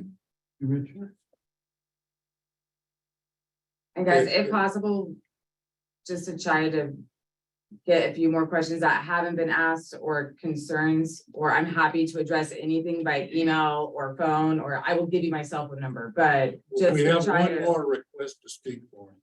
I'd like to honor as well. Bob Madison. Yeah, hi, everybody. I intended to just listen tonight, but it strikes me that there needs to be more structure to our decision making. With wandering about. Yeah. So in keeping what you were just saying, I think that the cart is way ahead of the horse here to try to say, should we merge with, should AWAC be, should LACSD assume AWAC? I think it's premature to say that. First, I have a question. How many tracks are there? Approximately 50. 50? Okay, so I'm sure they're not all equal size. With 10,000 properties and 50 tracks, that's 200 tracks per 200 properties per track. Now, I know some have probably double that. That's not that big. So if, for instance, if I knew what track I'm in, I don't even know my track. I have to look it up. Nobody If does. I know what track number I'm in, there's another 199 people in my track. Many of whom are my neighbors. Neighbors can ask neighbors, have the track have a representative. You have 50 representatives of tracks who can bring the voice of their track to the decision. And I think the decision needs to be, we need to have alternatives. So one thing is, do we want strong CCRs? And I think a lot of people, Scott and others have said, yes, we do. And I personally want them too. But each track gets to decide kind of what their CCRs are gonna be. Whether they want to be part of an AWAC or an LACSD, or whether they just want to be their own track 1, 2, 3, 4 homeowners association. Like Hamilton or something. Each track can make that decision on their own. The property owner's decision with hearing tonight. And then I think after that, then you decide those tracks that want to be within a centralized organization, AWAC, or call it whatever you want. Basically a homeowners association. I've been in homeowners associations before. You have to pay a fee to be in a homeowners association, and that's how the homeowners association operates. But you don't pay a fee for each permit. Depends on the homeowners. That's not true. But there's no, that's not true, Charlie. I can tell you when I was in the Orange County Homeowners Association, when I did addition to my house, I had to pay a permit to the homeowners association for that addition. But that's mechanics. I think the issue is each track decides kind of what they want to do. And I think a lot of tracks would say, we don't want to have our own HOA, we're too small. We want to be part of the big picture. And then you decide what the alternatives are. One is to have an independent AWAC homeowners association. A true homeowners association. Another is to be part of LACSD, it's Community Services District. I mean, I think it's surprising, logical to me that a water company would be in charge of CCRs. I think that's unusual. Although it's a community services district, so that could happen. That could be the vehicle that we choose. But that's one alternative. AWAC is another alternative. And then independent homeowners associations by track is an alternative. I'd like to see that laid out, the mechanics of that fleshed out more than I'm just thinking off the top of my head here. And then the pros and cons of each alternative. And then and only then can we come together and have a meaningful discussion. That's my input. Thank you. Thank you. Okay, we had a couple more questions out there. I just have one quick question for LACSD. Quick question. According to the law that was passed, you assume all of the rights and stuff that AWAC had, including the rights to put a lien on someone's house if they violate something. So let's say that one of your property owners didn't do something that they should have didn't come and ask to paint their fence or whatever. Would you take them to court and put a lien on their house like the law says you're allowed to do? Well, we can't lien now, so we already have that authority. We, in our compliance, the way we do compliance now, because we have ordinances that we enforce, landscaping, water use, irrigation, that kind of thing. We find that it's more about education, and it's not necessary to have a heavy hand, and most people want to comply. They mostly just don't know what the rules are. Well, not paying a water bill is sort of like a simple thing and not an expensive thing. But let's say that you wanted to fine someone, they fine you. Would you fine someone for not asking permission to do something? Would you put a fine and put a lien on their house? The same way they do? Well, again, the way our philosophy on enforcement of our ordinances is that, we can be insistent. We want people to be in compliance, but we've never had to go to that extent. You've never had to fine someone, but you see, the way the law is written, you take over exactly what they have. And that's what concerns me, is that you become them. Not good. George, real quick, let me comment on that. First, we don't fine people. We issue damage assessments. Yeah, well, Secondly, what's the just let me difference? finish, please. Okay. Been on the committee for 11 years. I can recall 3 times that we filed less penance on property. 3 times in 11 years. So it doesn't happen too often. Okay, well, I was fined $12,500 and then Mr. Worm trebled it. Okay, just for whatever reason. You can't do that. So let's not leave Mr. Worm out of this conversation, because let me tell you, Mr. Worm had a lot to do with this. I know that. Well, he was the attorney in this lawsuit. Absolutely. I believe you were the defendant. Yes, he was the attorney that kept me in court for 2 years. George, I don't think we can answer those questions at this point. The assumption from my perspective would be that if this happened, or whatever happens, whether it be merging with LACSD or something else, a lot needs to change at AWAC in terms of how things are done, administrative, filing taxes, transparency. I mean, I think if nothing else, this meeting has exposed some of those gaps that need to be corrected. There's So I don't things we think need to look at. it And I would think be we've fair. admitted that in every single part. So I like- don't think it would be fair to answer what you would do. It might be fair to answer what you could do, but maybe not what you would do at this point. Thank you. We have a suggestion, actually, Catherine, for you, because I'm not sure you can correct me or inform me. The LACSD Board of Directors is in charge of making decisions for that area. Who elects the LACSD? Who are they? Who votes for them to represent us? In other words, how is the board decided, and are they representative of all those tribes? I don't know, I'm asking. It's broken into districts. Yeah. So the registered voters in the different districts vote for that director. Oh, so There- you do have a vote? Because I've never received a ballot or.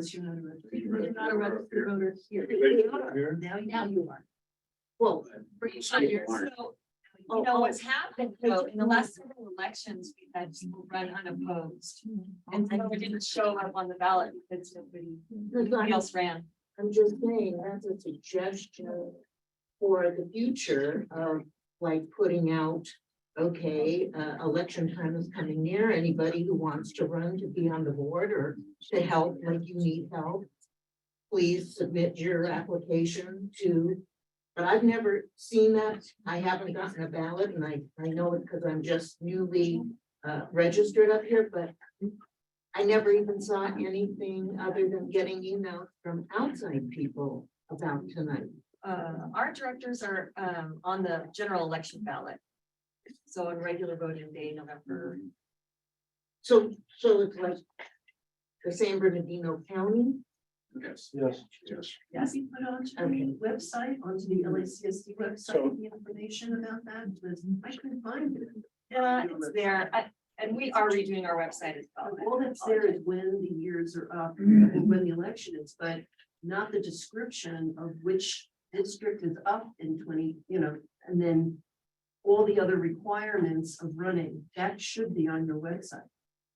The districts are on there, But not more than that. There should be more of a description about how you apply, what are the requirements, what are the qualifications to run for director. That you have to go to the general, whatever, the San Bernardino County website. All I'm saying is have a link on LACSD, that then takes you there, makes it easier, more transparent. Wait, let me get Ted first and then I'll get to you. Ted? Your name is an architectural committee.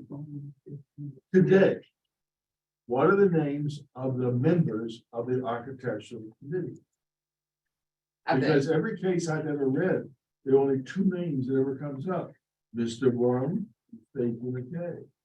Maybe that's just those cases. So I ask you, you here today, shouldn't take a lot of research. What are the names of the members of the committee? Well, I'm Rich Scott. I'm the president of the committee. This is Crystal Upton. She's the executive director. Okay, that's two. There's Katie K, she just joined. She is a newer director. Day five, please do not scare her away. She has a lot to bring with a lot of fresh ideas. There's Allison Banner. Let me finish answering your question. Allison Banner, she's a real estate agent with Coldwell Banker. There's Jim Taylor, he's a licensed tree service contractor. And there's Zach, who just joined us. What's Zach's Zachary last St. Marie, he's used to work for CAD, not CAD, So every time there's an action, an application for some house change, a fee, something they want to do, this committee meets and votes on it? for an What- architectural, yes. Yeah, Yes. that's what. they do. That every. We changed our Thursday. hours. We're gonna have meetings. So- Right after the- And Appoint each other. directors are appointed by directors. See, that's the challenge. But that is how, I mean, Yeah. not being a community service district, that is how a lot of smaller boards do operate. And, but I am happy to take any constructive criticism on that. I've operated that way. In for- fairness. We are working on rewriting and amending the bylaws, so that's why we're here. But I do understand. This And there's committee- Ron Doherty. There's one more, Ron Doherty. Sorry to annoy you. No, of course. No, you're fine. You have to You said it. stand up. You're good. Are there minutes of this meeting? Yes, sir. So if somebody wants to contest your decision, they can go to the minutes of the meeting and find out exactly why they were denied something. That is correct. Well, they could come to the meeting. We're approving their plan. Didn't know that. Ted, I think in fairness to them, I think in my reading of the CCNRs, an appointed committee amongst themselves, that they're allowed to do it that way. It may not be the best way I'm in not questioning 2023. The truth of the matter is the CCNRs do not set out anything about the formation of a committee, nothing. They say the original title company appoints the committee. After that, it is the homeowners, the title company, and one or two other entities in the CCNRs. They appoint the committee, and as those, I'm just telling you, this is what your CCNR said, you should read. First, After and those I, entities- I'm just trying to find- I don't want to be, I want to be fair to everybody. Your CCNRs, if you read them today, say that you appoint the committee. You did not appoint this committee. This committee came in 1988 and declared itself your committee. And that's just the truth. I'm sorry if I'm the bearer of bad news, but that. How do you solve that? How would you solve it? Just what the president of, what Mr. Madison said. It is a decision to be made by each tract. To have to form their own committees, and then if they want to be part of a larger committee, fine. But let them decide what is good for them. And they can have some input on a small basis. I don't understand why a community that considers itself essentially Republican for the most part creates a monster that rules them. I don't understand the logic in that. We understand and we've taken that and we still have other people up here who still on the Zoom, but I have taken down your considerations. And like I said, the new web will show pictures and names and People just want rights, they have no right to vote. we anything understand that. about I understand everything that you're saying and I will give you my cell phone number and you can call me and we can talk about it directly. How I can make it better. Scott? I just want to say that I attended the meeting that the senator had in this room. And I stated, and it was quoted in the paper, that I was 100% in favor of this merger when I first heard about it. I thought it's the greatest thing since sliced bread. And then I read Senate Bill 1405. And then I heard one of the attorneys involved state that it was purposely made to be vague in its description of what authority AWAC would have and LACSD would have in a merged association. So I became really concerned that the vagueness is where I think a lot of people are very unhappy about it. I know I am. I asked to Stacy Lippert, sorry, I've known her for a while. That we need to see a defined business plan in order for us to vote and say, this is a good idea, or no, this is not a good idea. We need all that vagueness that's in the bill to be defined that says, although the bill says this is our plan. We are gonna have this kind of board. It's gonna be elected this way. We will, here's our relationship to the LACSD board. All of these things need to be defined before any one of us wants to vote. I agree. And I think, you know, it just comes down to that. We would all look at what paperwork is provided and the information provided. And if we like what we see, that what you put out there is our business plan and this is what we will be doing, not what we would like to do, but what we will be doing. We could make a smart vote as to whether we like it or not. But right now, there's just so many questions. Agree, 100%. I support you 100%. I've asked the same question. So, The whole board has. when you see something like that, all these individual questions don't resolve the question of what are you going to become?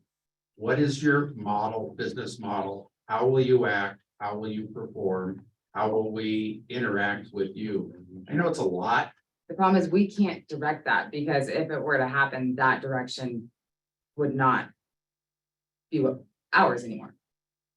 That's where there's the rub. I understand. It says you could want to be one thing and LACSD says, well, no, we're gonna do it a little different. We understand. We need to know what that. We have plan the is. same exact. concerns Whatever with that And the plan problem is. also can't say that because her board changes and as boards change. You know, that's the problem. So then maybe the bottom line is the best thing is, Not. maybe That's the not best our thing words. is you become the best you can be. And if you can't merge with or become a part of LACSD, then you become the best you can be separately and redefine everything that everybody's not liked about AWAC all these years. And say, here's what we are now. You'll have new bylaws. And you will have rewritten everything and we could say, yeah, I can buy into that. I think that's good. We want to vote for you. And that's what's happening right now, including platforms to go out right now to hopefully that's get what rid we of the executive director. I don't want this job. I have a job. Just so it's very clear, I did not ask for this and I did not, it was this, or what happens is you guys ask, why does AWAC want to look at a partnership with somebody like LACSD? To be quite honest, because when we don't have people in the community who want to help us, because we have a really bad reputation, like I said, I found out -2 stars on Yelp if it was possible. Nobody wants to organize. When our executive director does leave without anybody in her place or no training, if I wouldn't have taken the role, there would be no AWAC right now. If I were to leave as a director, if we have directors leave, we don't have a board. Okay, so there are serious issues, you know, within that are the concern. Now, when our board started very loosely talking about this jointure, this was treated to me and Rich and everybody else on the board who they are, or if they couldn't, maybe they couldn't have gone on the Zoom actually. But it was treated to us that it was gonna be a partnership. Up until a month ago, when I asked Catherine and we talked about it, I said, it can't be approached as a partnership. This isn't a partnership. Transparency, I do believe in it. But that's how it was proposed to us what this would be. By whom? By our director. By your director. Well, by the prior director. I'm not gonna hide anything because it is what it is. And you'll see it, if you guys want the meeting minutes, it's there, It's on the you know? first line of that article. I'm sorry that I apologize all the time. I do. Did you as a board vote on the fact? At the time of pursuing a partnership with LACSD, yes. And if those were no longer the fact, isn't that vote null and void? We still feel like it is owed to the community to also have information to be able to decide if they want something to proceed. But I do also 100% agree with what everybody's saying. It is very big. I don't know if anybody could actually specify that because Catherine won't work there forever. Her board will change out. I don't know that LACSD can give you something that someone can swear to, right? Just being completely 100% transparent. They could give you their plan for today. They could change out and then it changes. So, I mean, us giving that to you, it's not viable. Yeah, we should, even given what you know right now, would you vote for it? No, Thank you. but that doesn't mean I don't want more information on it, and that doesn't mean that our organization doesn't need to be a hell of a lot better. But yes, I would. Aaron, What really bothered me personally about all this, I stumbled upon this last January when I read a Mountain News article. A day before for January 26th, I remember, I randomly read an article that the reporter Keith Robinson was here, and he was talking about an LACSD meeting, and then suddenly AWAC was presented as an agenda item. What really bothers me is if everyone goes and looks at the original bill language, this 50% electronic vote that may or may not occur in June or, later on, it wasn't even in the bill. Whoever wrote the bill, I was told it was, people helping LACSD or whoever, BBK, I don't know who wrote, whoever wrote the bill. There was a letter of intent that was supposed to be handed from AWAC, from the board of AWAC, to LACSD, asking them to take us over. This whole community 50% voting was never in the bill. We complained so much, we had so much input, we went back and forth. With the stroke of luck and, everything, the sun shining down upon us, we were able to put that extra line in there. Where AWAC would hand a letter of intent to the board of LACSD after they get a vote from 50% of the Woods property owners.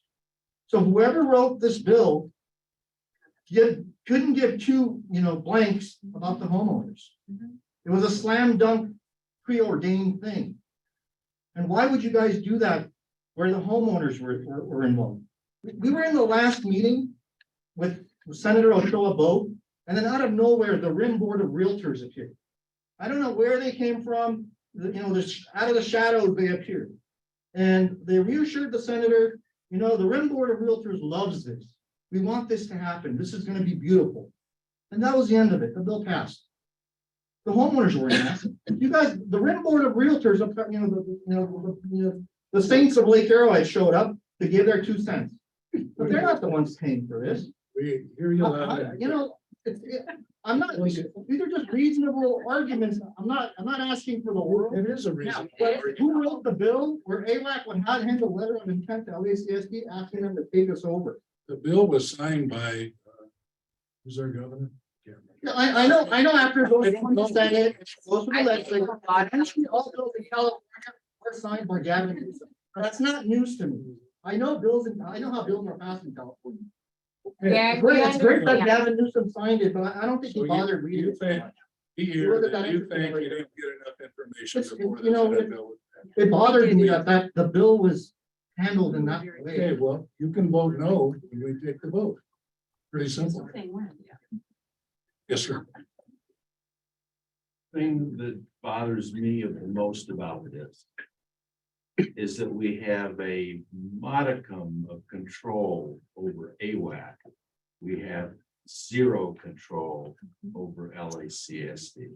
That's what bothers me. That's understandable. Oh, But as someone on this side, what bothers me as somebody who dedicates my time over the last 10 years is when I have people who I've stood up for the last 10 years and done my best to do what I can in this authority, yet they're coming after CC&R renewals from 13 years ago and then throwing out fraud, saying that there's no statute of limitations of that, which basically states they're gonna sue us because, so it's really hard standing up and knowing that we can be solvent when we have a community who's constantly threatening us with lawsuits. I mean, how are we supposed to stand up and stay running if all the time I am battling people threatening to sue us? Do you think that, look, I call all of you Rich, who comes to my house, like at least a handful of times. I call for everything. I don't care. It's fine. Oh, God. However, Please do it. here's the however. If people are afraid that you're punitive, I know. that you're retaliatory, and you have a history of 3 lawsuits in 11 years, that's a lot. I don't know who thinks that's not a lot. That's a lot. Then they're gonna look at you as though you're there to punish them and come after them. I understand. And certainly not want you to exist as you currently stand. I So understand. I think there's a cultural issue here. There's an issue with why you exist and who you're there for. I Is understand. it to pay somebody whatever $1,000 a year salary?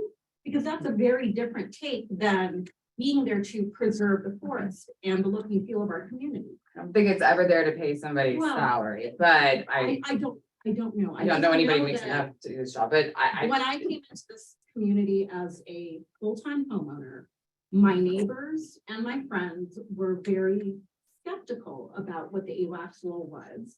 And they felt like they had to spend thousands and thousands and thousands of extra dollars to build a home or extend a deck or do any major modifications. I I thought, look, I understand. didn't have to build, but those are not.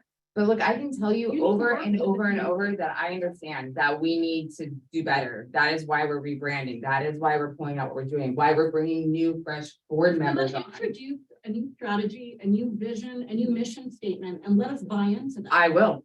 I mean, I So can what's feed happening it into this the. year, right? I took over at the end of January. You live up here. There was February, March, and April, and right now I'm taking care of my homeowners who have their decks down, who have trees down. This is not about you, by the way. Okay. This is about the role of your board. They versus are the singular also person doing that. is making the decision.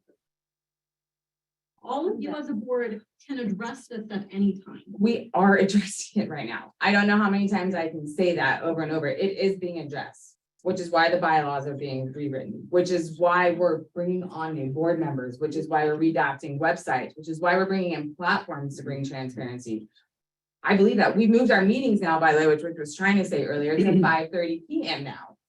So now our meetings twice a month, which will be posted with the bylaws correctly, with the right location, will be at 5:30 PM right across the hall. We're working on trying to hire somebody. I'm trying to find an administrative assistant, so that way there is consistently somebody in the office. So that way, when you guys walk in, it's not locked, because yes, that's horrible, but it can only do so much. We'll look forward to that. And if there's something that needs to be done around slowing the vote, then that might need to be relooked at.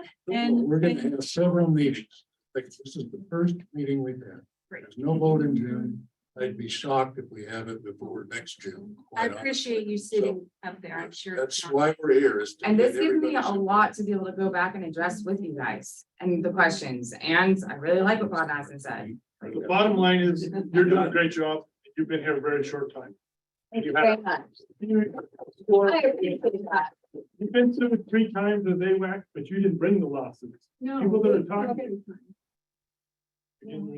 Just clarifying. You've sued a couple times, you've been sued too, so in the last couple of years, so that's not your crazy. Yeah, Yeah. the one time we. Yes. I should have thought about it for the group over here, sorry, guys. Sure. Okay, thank you, everybody. We're gonna adjourn the meeting. We Wait, appreciate we you. still have. We still have. I'm sorry. We still have some people. Colleen? Yeah, I just wanted a quick question. They're talking about, I want to, do we have an opportunity, or I want to understand the vote that is coming whenever it is.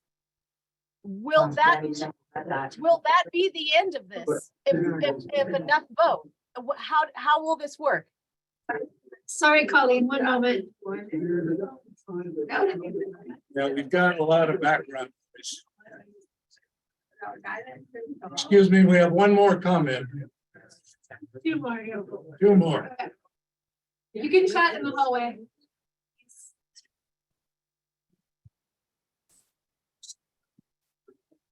Colleen, we lost control of the masses. It's just, I just want to understand clearly, or clarification, that this vote that is pending November, if it comes to a no, if it's a majority no, will that be the end of this, or is the horse out of the gate? Vote happens, that vote final. Is that your question, Colleen? Yeah, it's like, will More this, steps after the vote. It's spelled out on the fact sheet. We have to go through an annexation through LAFCO.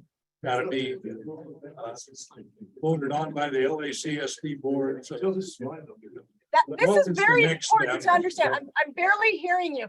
So you're saying that even if there is a no vote, there is still, you have to separate this already kind of pre-approved situation?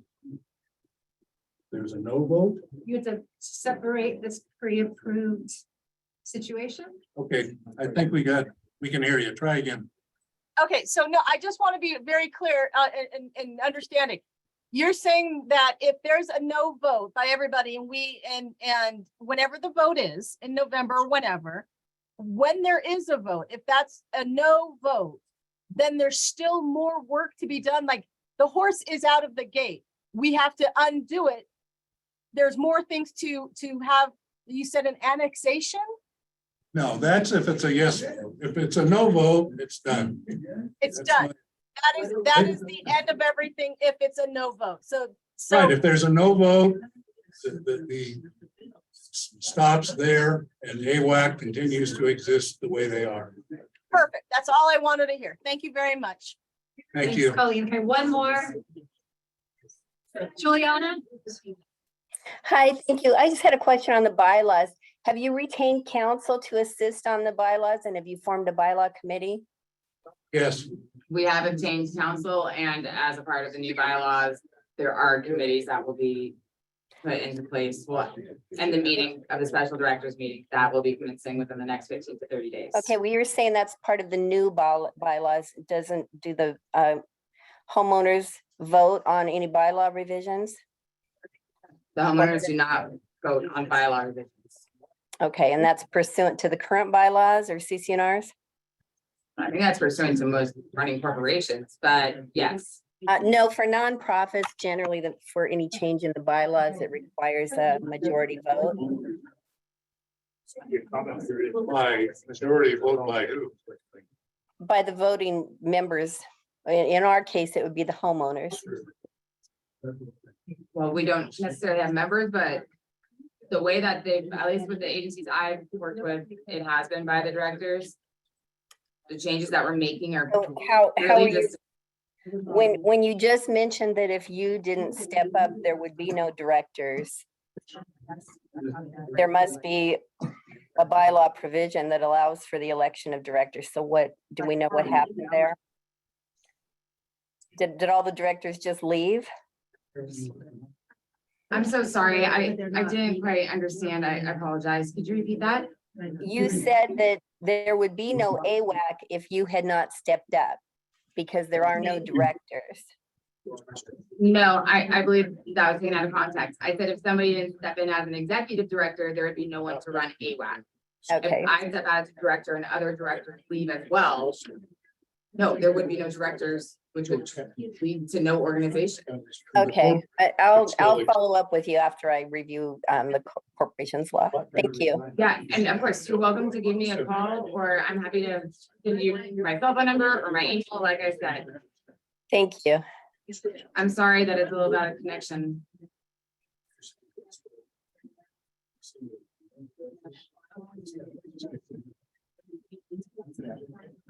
I think there's still one more person. I think. No, she has. Well. Oh, it's like a rubber. I even put her in it, so she might-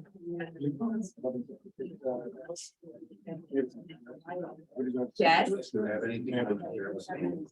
For me. Like the salad, to notify the applicant. I will. I'll be a lot better. Oh, I'm sorry.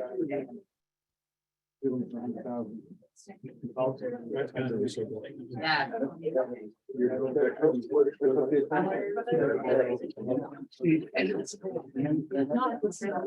I know, and I apologize. We meant to come out with it formally and, you know,